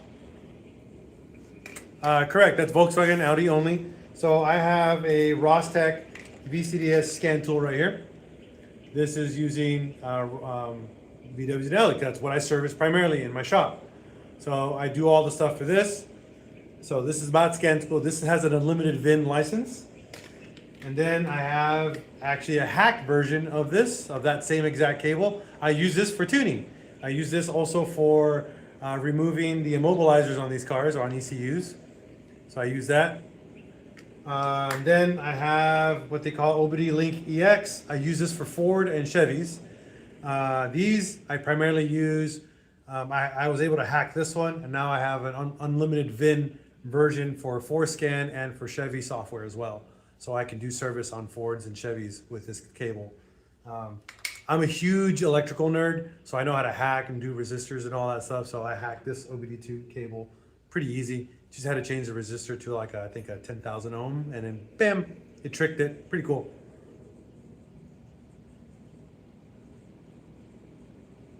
I don't tune. I don't like doing tunes, but I will do immobilizer deletes. Immobilizer deletes are phenomenal, especially for you guys that have shorted out ECUs. I can pretty much remove the immobilizer, and then you guys can use it like pretty much an off-the-shelf ECU with the same car. That way, you guys can just swap ECUs. For me, the tunes that we use, I use a remote tuner. The guy who does all my tuning is actually Trent Smith from BDT. That's why I have this one labeled BDT. This is the cable from them. Typically, I pay about $400 to $600 for a tune. Have you messed with the Ford 4.6 or 4 valve? I've got a turbo built on the way. I've never done it before. I'll be interested though. Can you take the immobilizer? I don't have the software for that one, but I can look it up. Best sounding VW, anything with the VR6. That's just honest, bonzo. I'll give you a quick shop tour. Holy smokes, 1,200? That's not good. So there's my little toolbox, my other toolbox, my pegboard wall, my AC unit. Again, all my tools that I use are all in there. And then there's my other pegboard wall with a bunch of little things that I use. My chickens are right here. Yes, I have chickens, by the way. There's 6 chickens in that little bin. And then pretty much that's my wheel wall.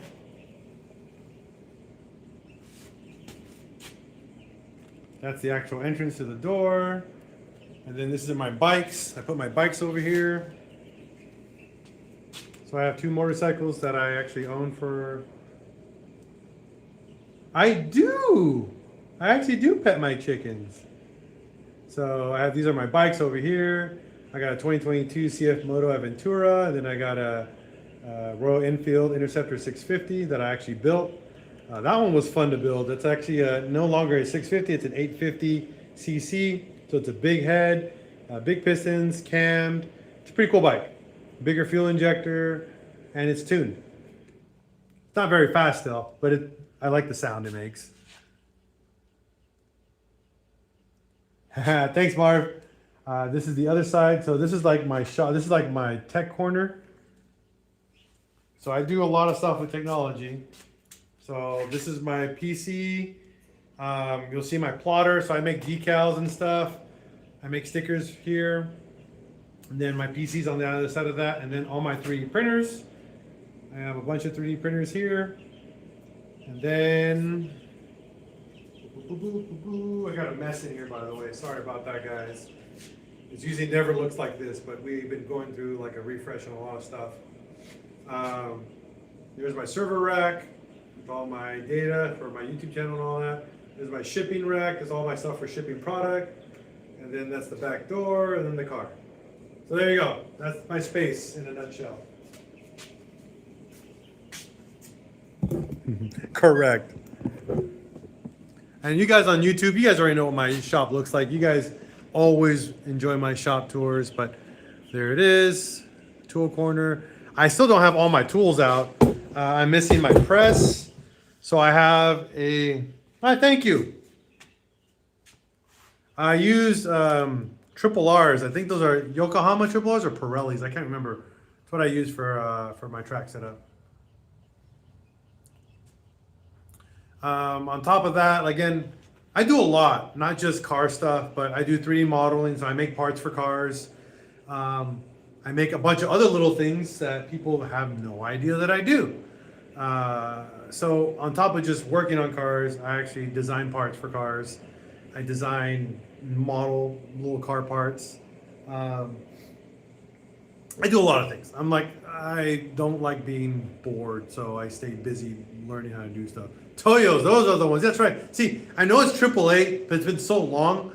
I haven't driven my car 3 years now. This car's been sitting in my backyard.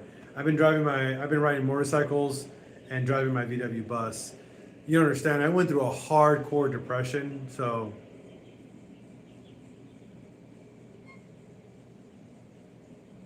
Very nice. No, I'm actually getting ready to upgrade to a 2,000 square foot shop next door to my shop. We're actually going to be, because I'm building a school, by the way, 3131 Scott. We're actually building a school. I actually run a full nonprofit organization.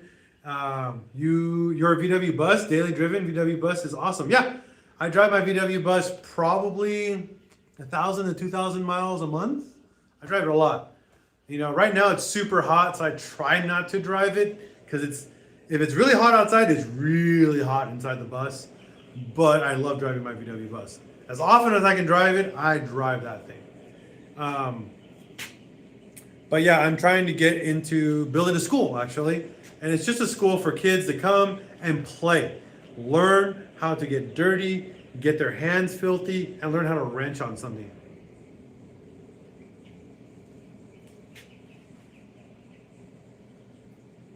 Yeah, I'm in Arkansas though. Lots of guys on the west, similar setup in the industrial parks. That's cool. I wish I can have an industrial park. We don't have industrial parks here. We got weird like ghetto areas. I'm not a big fan of them, but I'm just gonna build just right on my land. I am on 14 acres, so I'm gonna use my property and then use it for the greater good to teaching children. So again, if you watch my YouTube channel, I have a whole section where I teach kids how to wrench on cars. I also have a whole section teaching kids how to work on PCs and doing servers and doing a bunch of other things. Nickname. Congratulations, having a kid in December. Very cool. But again, it's one of those things like I'm trying to move away from building fast cars and just having fun with cars, you know? If you also go to Facebook, look up my nonprofit organization. It's actually called United in Service PincheAls Garage. So the nonprofit organization that we run is called United in Service. Exactly, nickname. It's like a summer camp, but it's all year. We teach all year and we teach whatever shows up at the shop. The whole point, if you have a family car, right? Everybody has a family car that's a piece of crap, but it's the family car. Everybody drives it. Why not learn how to maintain your family car and keep it going much longer? But your children are learning how to work on your family car. Or even better, cars that are donated to the cause and then have them fixed or fully restored, right? And then we donate them to a charity or to a family who needs it. That is my goal in life with my project. I've been doing that now for almost 2 years, almost 3 years. Yeah, I'm almost going on 3 years for doing the nonprofit stuff. So the problem is, correct, you definitely got to integrate electrical. I teach 12 volt. I've been doing 12 volt for a very long time. I used to be MCPE certified, so I used to be a big car audio installer. I know a lot about car electrical, unfortunately. Now, I don't know about modern car stuff. I never got past the modern car stuff. I didn't like it. No, no, no. I'm not going to teach EVs. Those, keep them off my property. Don't want them. Then go to hell. EVs can go somewhere else. Go to California for that. I won't teach that. No. I'm going to be teaching VR6s. I'm going to teach them turbos, supercharging, building motors. That's what I'm teaching these kids. Let's reinforce the transmission. Let's get an air cool. Even better, let's get a lawn, like a go-kart, and boost it or supercharge it. Build a frame. Learn how to maybe do a swap, do a motorcycle in a go-kart. Stuff like that kids will find extremely fun, engaging, and knowledge, right? Because anything you can learn doing engines, you can move it to anything else. Just being hands-on with stuff, you can implement that and move it to some other skill. You can use my J30. You have a 7-year-old change my clutch. Get a pic for me and tape to the dash. I'd love that. That'd be super cool. I actually have, if you go to my Facebook page, I have a group of kids. Let me see if I can, oh no, my phone's on here. I have a group of kids. Actually, we had 4 motors, and all the kids were tearing motors down and rebuilding engines. Not rebuilding them to fix them. They were just tearing them down to put them back together. I wasn't caring about specifications. I wasn't caring about accuracy or timing. I just wanted the engine put back together. That was it. Tear it apart, put it back together. Look at what's inside. Be interested. I don't care if it has to be exact. I just want you guys to be excited for it.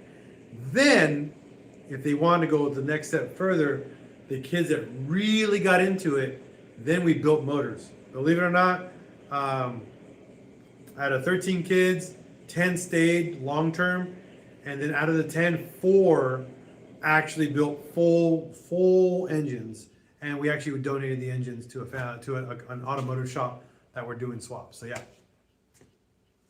Ooh, Touareg TDI, V6 or V10?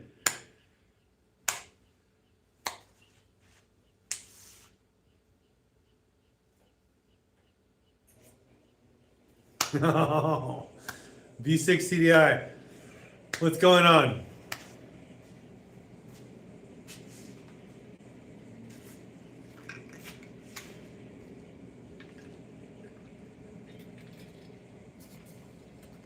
It cranks, but no start.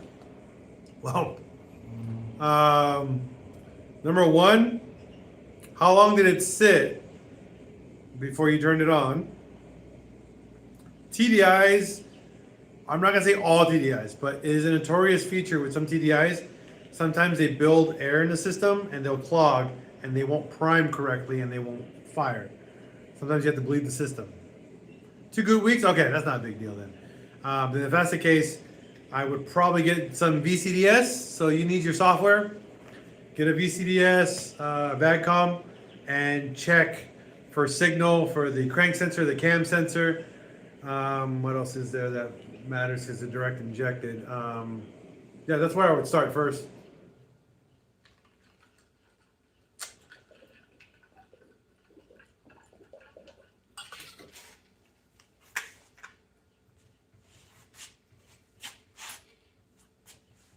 Yeah, you're welcome. But VCDS is going to be your best friend. You need VCDS to check for signals going to all your sensors. If a sensor is not getting a signal, it will prevent the start. Give me a second, I'll be right back.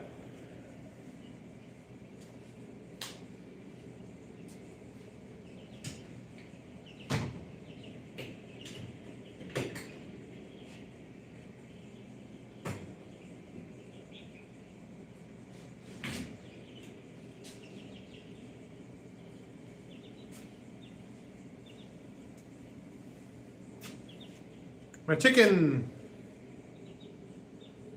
Okay? I got chickens. I ain't even kidding. So this one, let's see, this one's juice box. I know, it's okay. So my daughter named two of them with her. So this chicken's called, this is, her name is Juice Box. The other one is Pickles, those are the matching one. Whoa, whoa, whoa, whoa, whoa, whoa, don't fly. Come on. And then we have, whoa, whoa, whoa, whoa, whoa, whoa.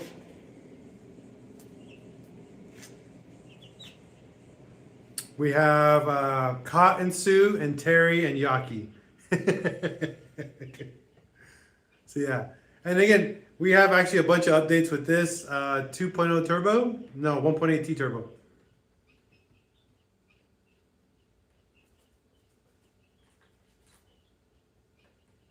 We can't tell them apart, but I name them based on what the color they are. So I got two brown ones, two yellow ones, and then two black ones. Right, Mama?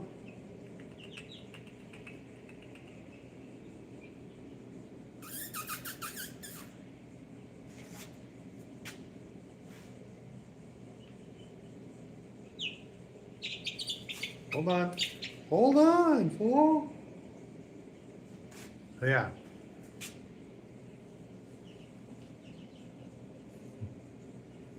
Well, I take care of them. I give them a lot of attention. I watch a lot. How do you say, farm channel stuff? So I want to learn how to raise chickens. And yeah, I've been very nice to them, and I give them lots of hugs and cuddles. Yes, I hug my chicken.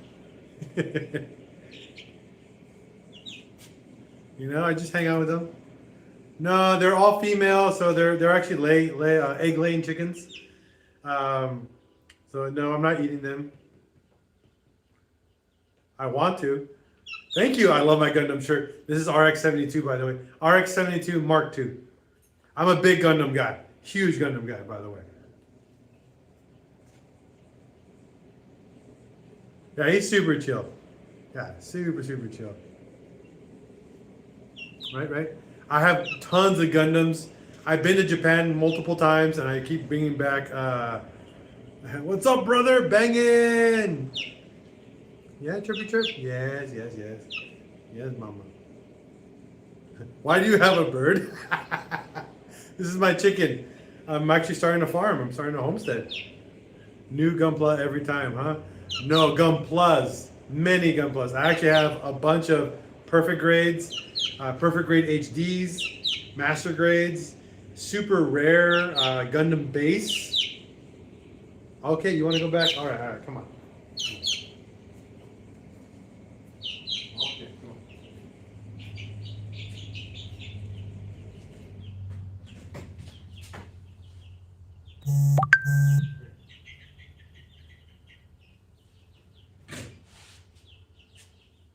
This one's a little bit more active, so he might run. My little black one. No. Will Smith, no. Yes, I know. Calm down. I know. Name it Diesel. I got more coming. These are my own. I only have 6 right now. I'm trying to go for like 20 or 30 chickens. I'm gonna probably stick with 20 though.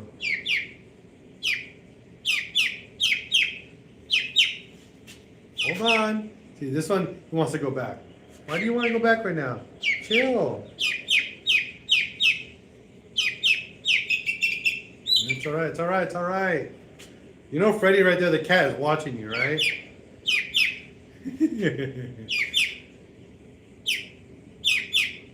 I'm sorry, Will Smith. I will not sell you any of my Gundams.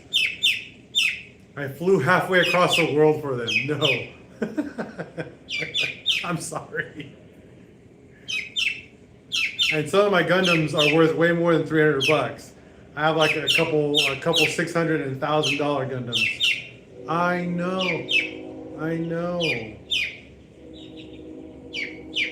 Okay, let's go back.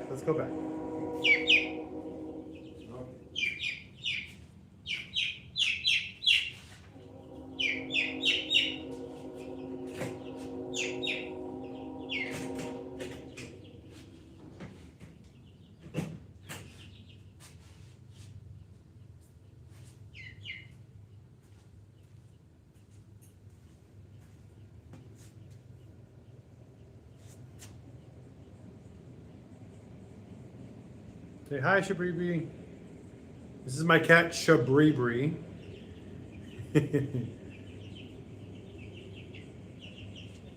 So, yeah, the cats and the chickens live here in harmony, by the way. They actually are not very aggressive to my chickens. They just hang out and they push them away if they bug them. Yeah, but they're not aggressive. Right, guys? You guys are good kitty. Well, hello. Say hello, Shabribri.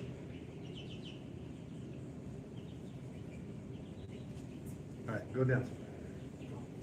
This is Freddie, my bigger orange cat. He is a typical orange cat, if you guys know, but he's just chill, super chill cat. Again, I teach my cats and my chickens to be very docile around my children. My animals, my dogs love them. So I have a couple dogs too, and they love being around them. Again, I put a lot of time into my animals, making sure that everybody hangs out and doesn't fight and doesn't eat each other. That's right. So yeah, this is Freddie, the orange cat. Pretty typical orange cat stuff. See how chill he is? Super chill. All right, get going.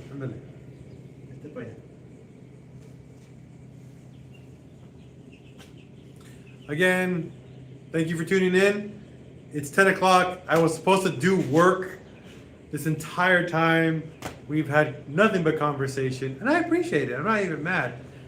But now I have to go to bed right now so I can come back early in the morning and finish the work that I was supposed to do these past 2 hours talking to you guys.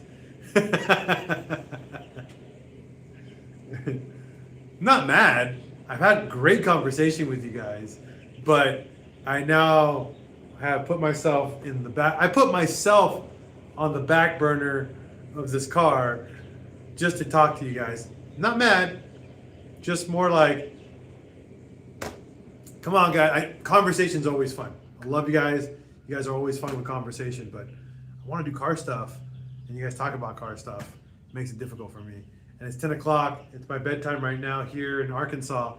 But I'm going to go live tomorrow again, but I'm going to make the stuff I told you guys I'm going to do and then install it live. Pretty much I'm going to pre-do all the work and then do the work. Kind of like that, right? You know? Kind of like I guess pre-plan this better. I'm not even mad though. I had a great conversation. All right, thank you, Mojo. I appreciate that. Yeah, definitely. Again, if you guys are enjoying the content, head on over to my YouTube channel. Like, subscribe, turn on that notification bell. You guys on YouTube, thank you, fam, for being a part of the channel. You guys are awesome. This car is almost done. The last bit of parts are here Thursday. So tomorrow, we got a whole batch of parts coming in to finalize all the lines. Thursday is the last piece for the intercooler piping to come in. I just have to go look in my shipping container for clamps, T-bolt clamps for the intercooler piping, and I should be back up and running and driving the car. So if you guys are excited for that, just as much as I am, I'm definitely gonna give the car a drive around town. Not far, just up and down my street. I'll be doing some videos.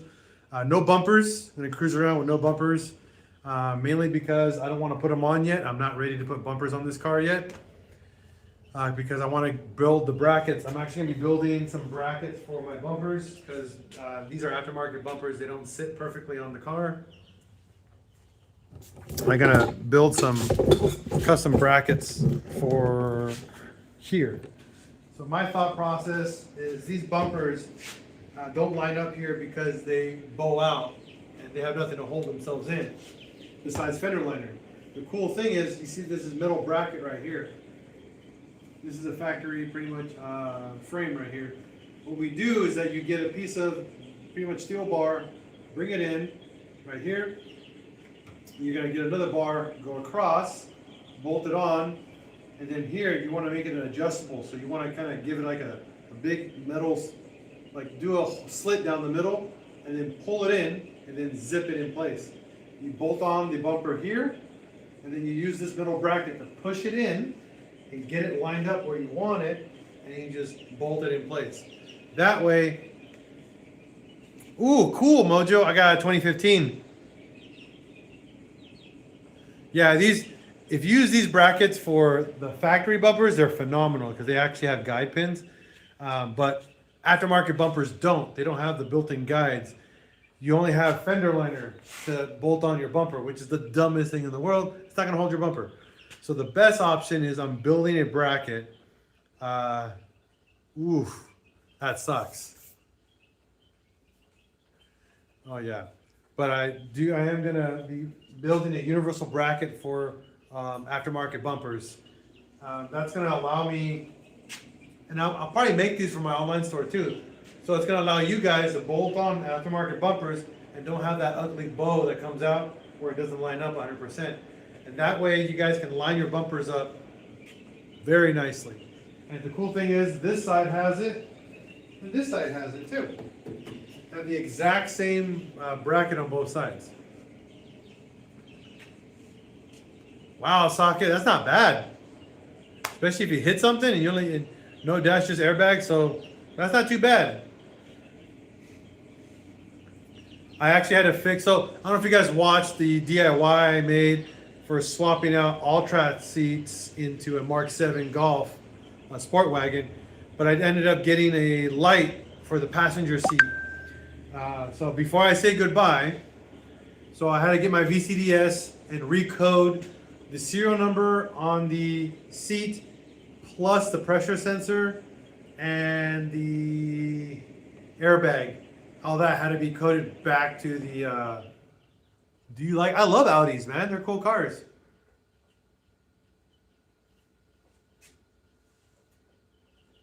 How can I mount the wagon seats in a sedan? I don't know. I thought that they were the same. I thought the sedan and wagons were the same. But I could be very wrong. Also, they are different. I don't know. I can't tell you. What I do know is that Mark 7s, they use NQB platforms, so they all use the same dang interior on everything. So I was able to swap all track seats into a Golf Sport Wagon. Found out they're actually identical chassis. The only thing is that the wiring is different, so I had to swap out the base wiring, 100% interchangeable. Nothing had to be done. On top of that, just had to code the airbag sensor, the pressure sensor, and the seatbelt sensor pretty much, and the airbag sensor had to be coded back to the car. Done. The driver's seat all uses the built-in under the seat stuff already there, so I didn't have to change anything on that side, which is pretty cool. So yeah, I was happy about that. That ended up being like a 10-minute fix, and now my car has no lights on the dash after the interior swap was done. Very, very happy with that interior. So much nicer looking, all the nice dark brown. Ah, so pretty. Again, if you guys are watching TikTok, it's on my TikTok, it's on my YouTube, it's also on my Instagram and Facebook. Nice.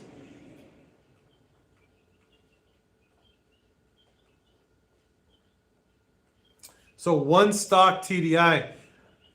If you want, look up and see if you can swap Mark 7 seats over to your car, because I have a full Mark 7 black leather interior. Perfect. No tears or anything. No. Mark 7 into another Mark 7. So I've done a Mark 6 interior into a Mark 4 interior. You do have to modify the mounting points, but you can do it.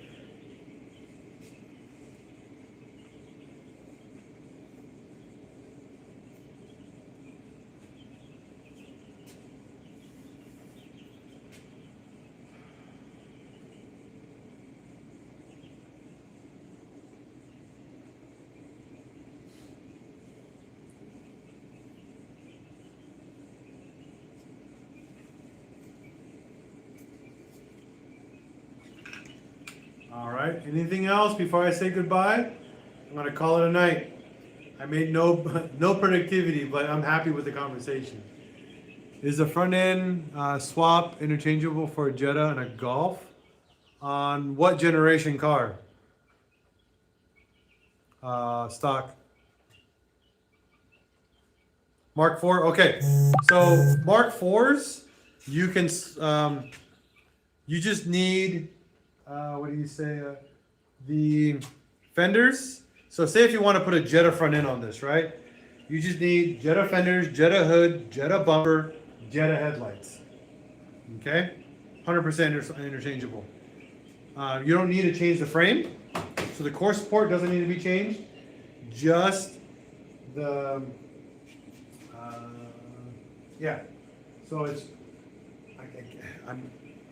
I think you have to swap out the core support too, but I'm not 100% sure. I haven't done it in a long time. But yeah, so you need hood, fenders, headlights, bumper, grill, and I think you need the core support. I'm not 100% sure. Anybody on here that remembers that? I'm not 100% sure if you need the core support to do a Jetta front end. Again, just reverse the thing for a Golf. You need everything else that's off the front end of a Golf. Hey, babe.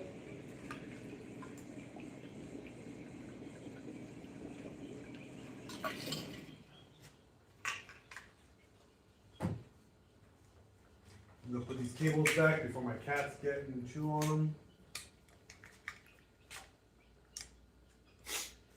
But yeah, a Jetta with a Golf front end is way better looking than a Jetta with a Jetta front end, just FYI. If you guys don't believe me, Google it. Google a Jetta. I mean, that's what we call them. Did you show off your jacket? No, I didn't show off my jacket. Let me show off my jacket. My wife got me a birthday present. And, super cool.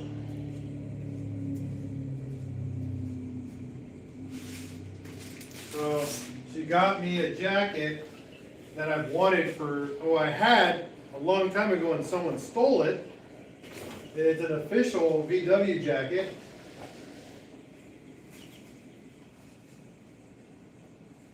And someone at a car show stole it and I never got it back. So this is a clamshell VW jacket. So it's got a VW logo right on it. It's got the VW zipper. And check this out. This is the cream on top of this jacket, by the way. Bam. GTI, baby. So yeah, she got this for a birthday present. This is an official Volkswagen GTI jacket. My favorite jacket ever I've ever owned, ever. And someone stole it at a car show. I used to make those, Justin. I used to make the head gasket keychains. I used to have the I had all the motors, VR6, VR5, 07K, 1.8T. I had all those keychains made. So again, favorite jacket. Finally got it back after 10, 12 years. It was stolen at a car show called Oktoberfest in Big Bear, California. To the person that stole it, by the way, to hell with you. Hope you go to heck. You stole my favorite jacket. I got it back though. My wife bought it for me for my birthday. My favorite thing ever.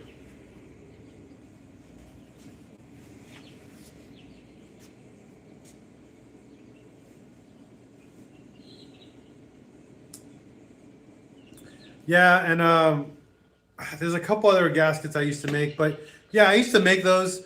I had a plasma table, CNC plasma table. I was making those all the time. But I want to get a tabletop water jet to make those again. They're pretty cool. I used to make them, a ton of them, make a ton of those. I used to actually make VW bus emblems. So custom, like different custom bus emblems I used to make as well. But I don't have my table anymore, so yeah.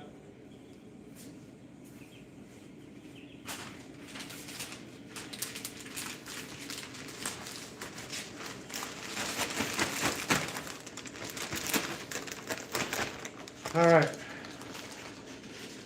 Show off my jacket. I gotta take that home with me. I'm gonna call it a night. Again, one more time, I'm gonna call it a night. Thank you everyone for watching my live stream here. I try to work on a car. Good conversation is always good conversation, so I'm not even mad. But tomorrow morning, I gotta work on this car. On top of that, if you haven't done it yet, please subscribe to my YouTube channel, PincheAls Garage. It helps us fund projects for kids and for families and for giveaways. I'm actually going to be giving away, before I say goodnight, I'm going to show you the last thing I'm going to be giving away soon. We got a turbo kit giveaway. Not just any turbo kit, a big turbo kit. Any tips for doing AC? Confirm if you have any leaks before you do any AC. So we're going to be giving away, where is it? All right.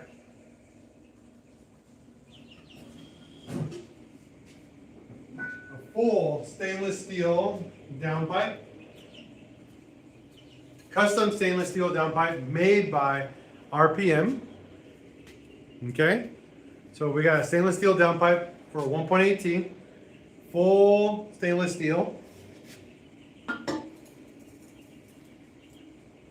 SPA top mount turbo manifold twin scroll right here.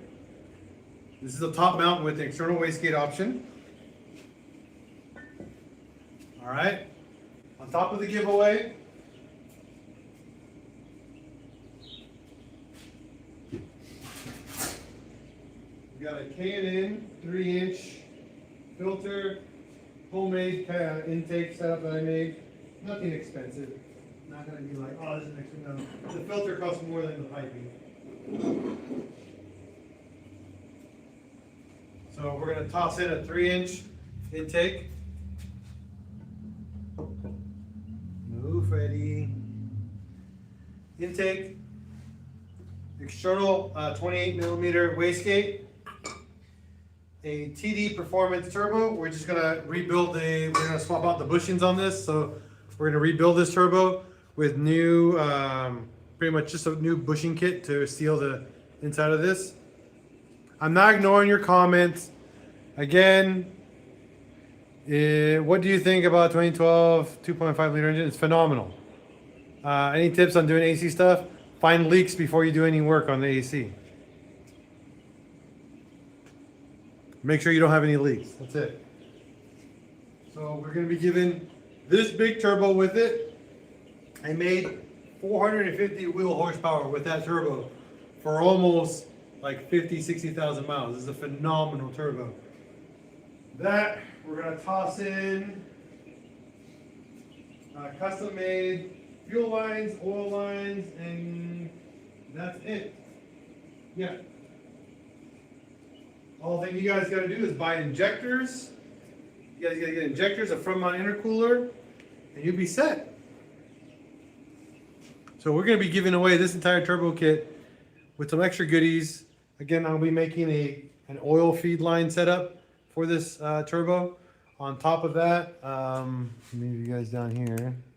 There you go. I'll be custom making oil lines. I'll toss in a set of fuel lines and maybe a fuel rail to get you guys started. You guys are going to just need to get 8 Patreon, possibly. For a 2.0, like a 2-point slow, like Mark IV 2-point slow. But this will be a full turbo kit. This right here, this downpipe was $1,500. Just FYI. This is not a cheap downpipe, people. This is a full-on, custom-made stainless steel downpipe. This is more expensive than the freaking turbo. And this is a straight bolt-on to a 3-inch exhaust system. Can the filter work on a, maybe? I don't know.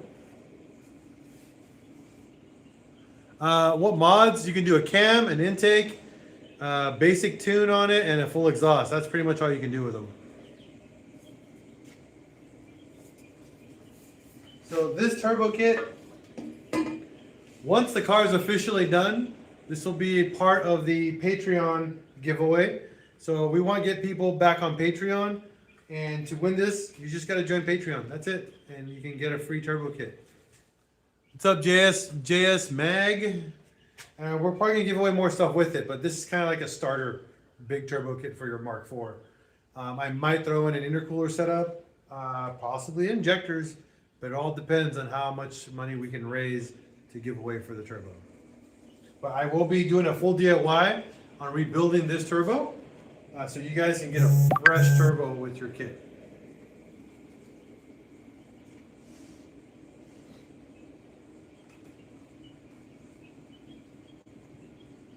But again, I made almost 500 wheel horsepower with this setup you see right here. The only thing that's different is just the injectors and the tune and obviously all the other mods that come with it. But that's your guys' problem. Now,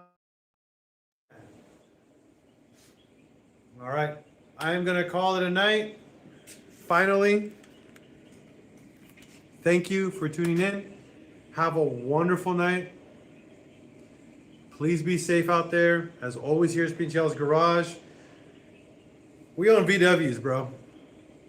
Right? So we're going to live the cycle of breaking, fixing, and repeating. Be safe. If you see another VW on the road, give them a thumbs up. Give them a deuces. Respect one another. Love everyone. And as always, have a great night. Or morning if you're on this side of the world. Deuces.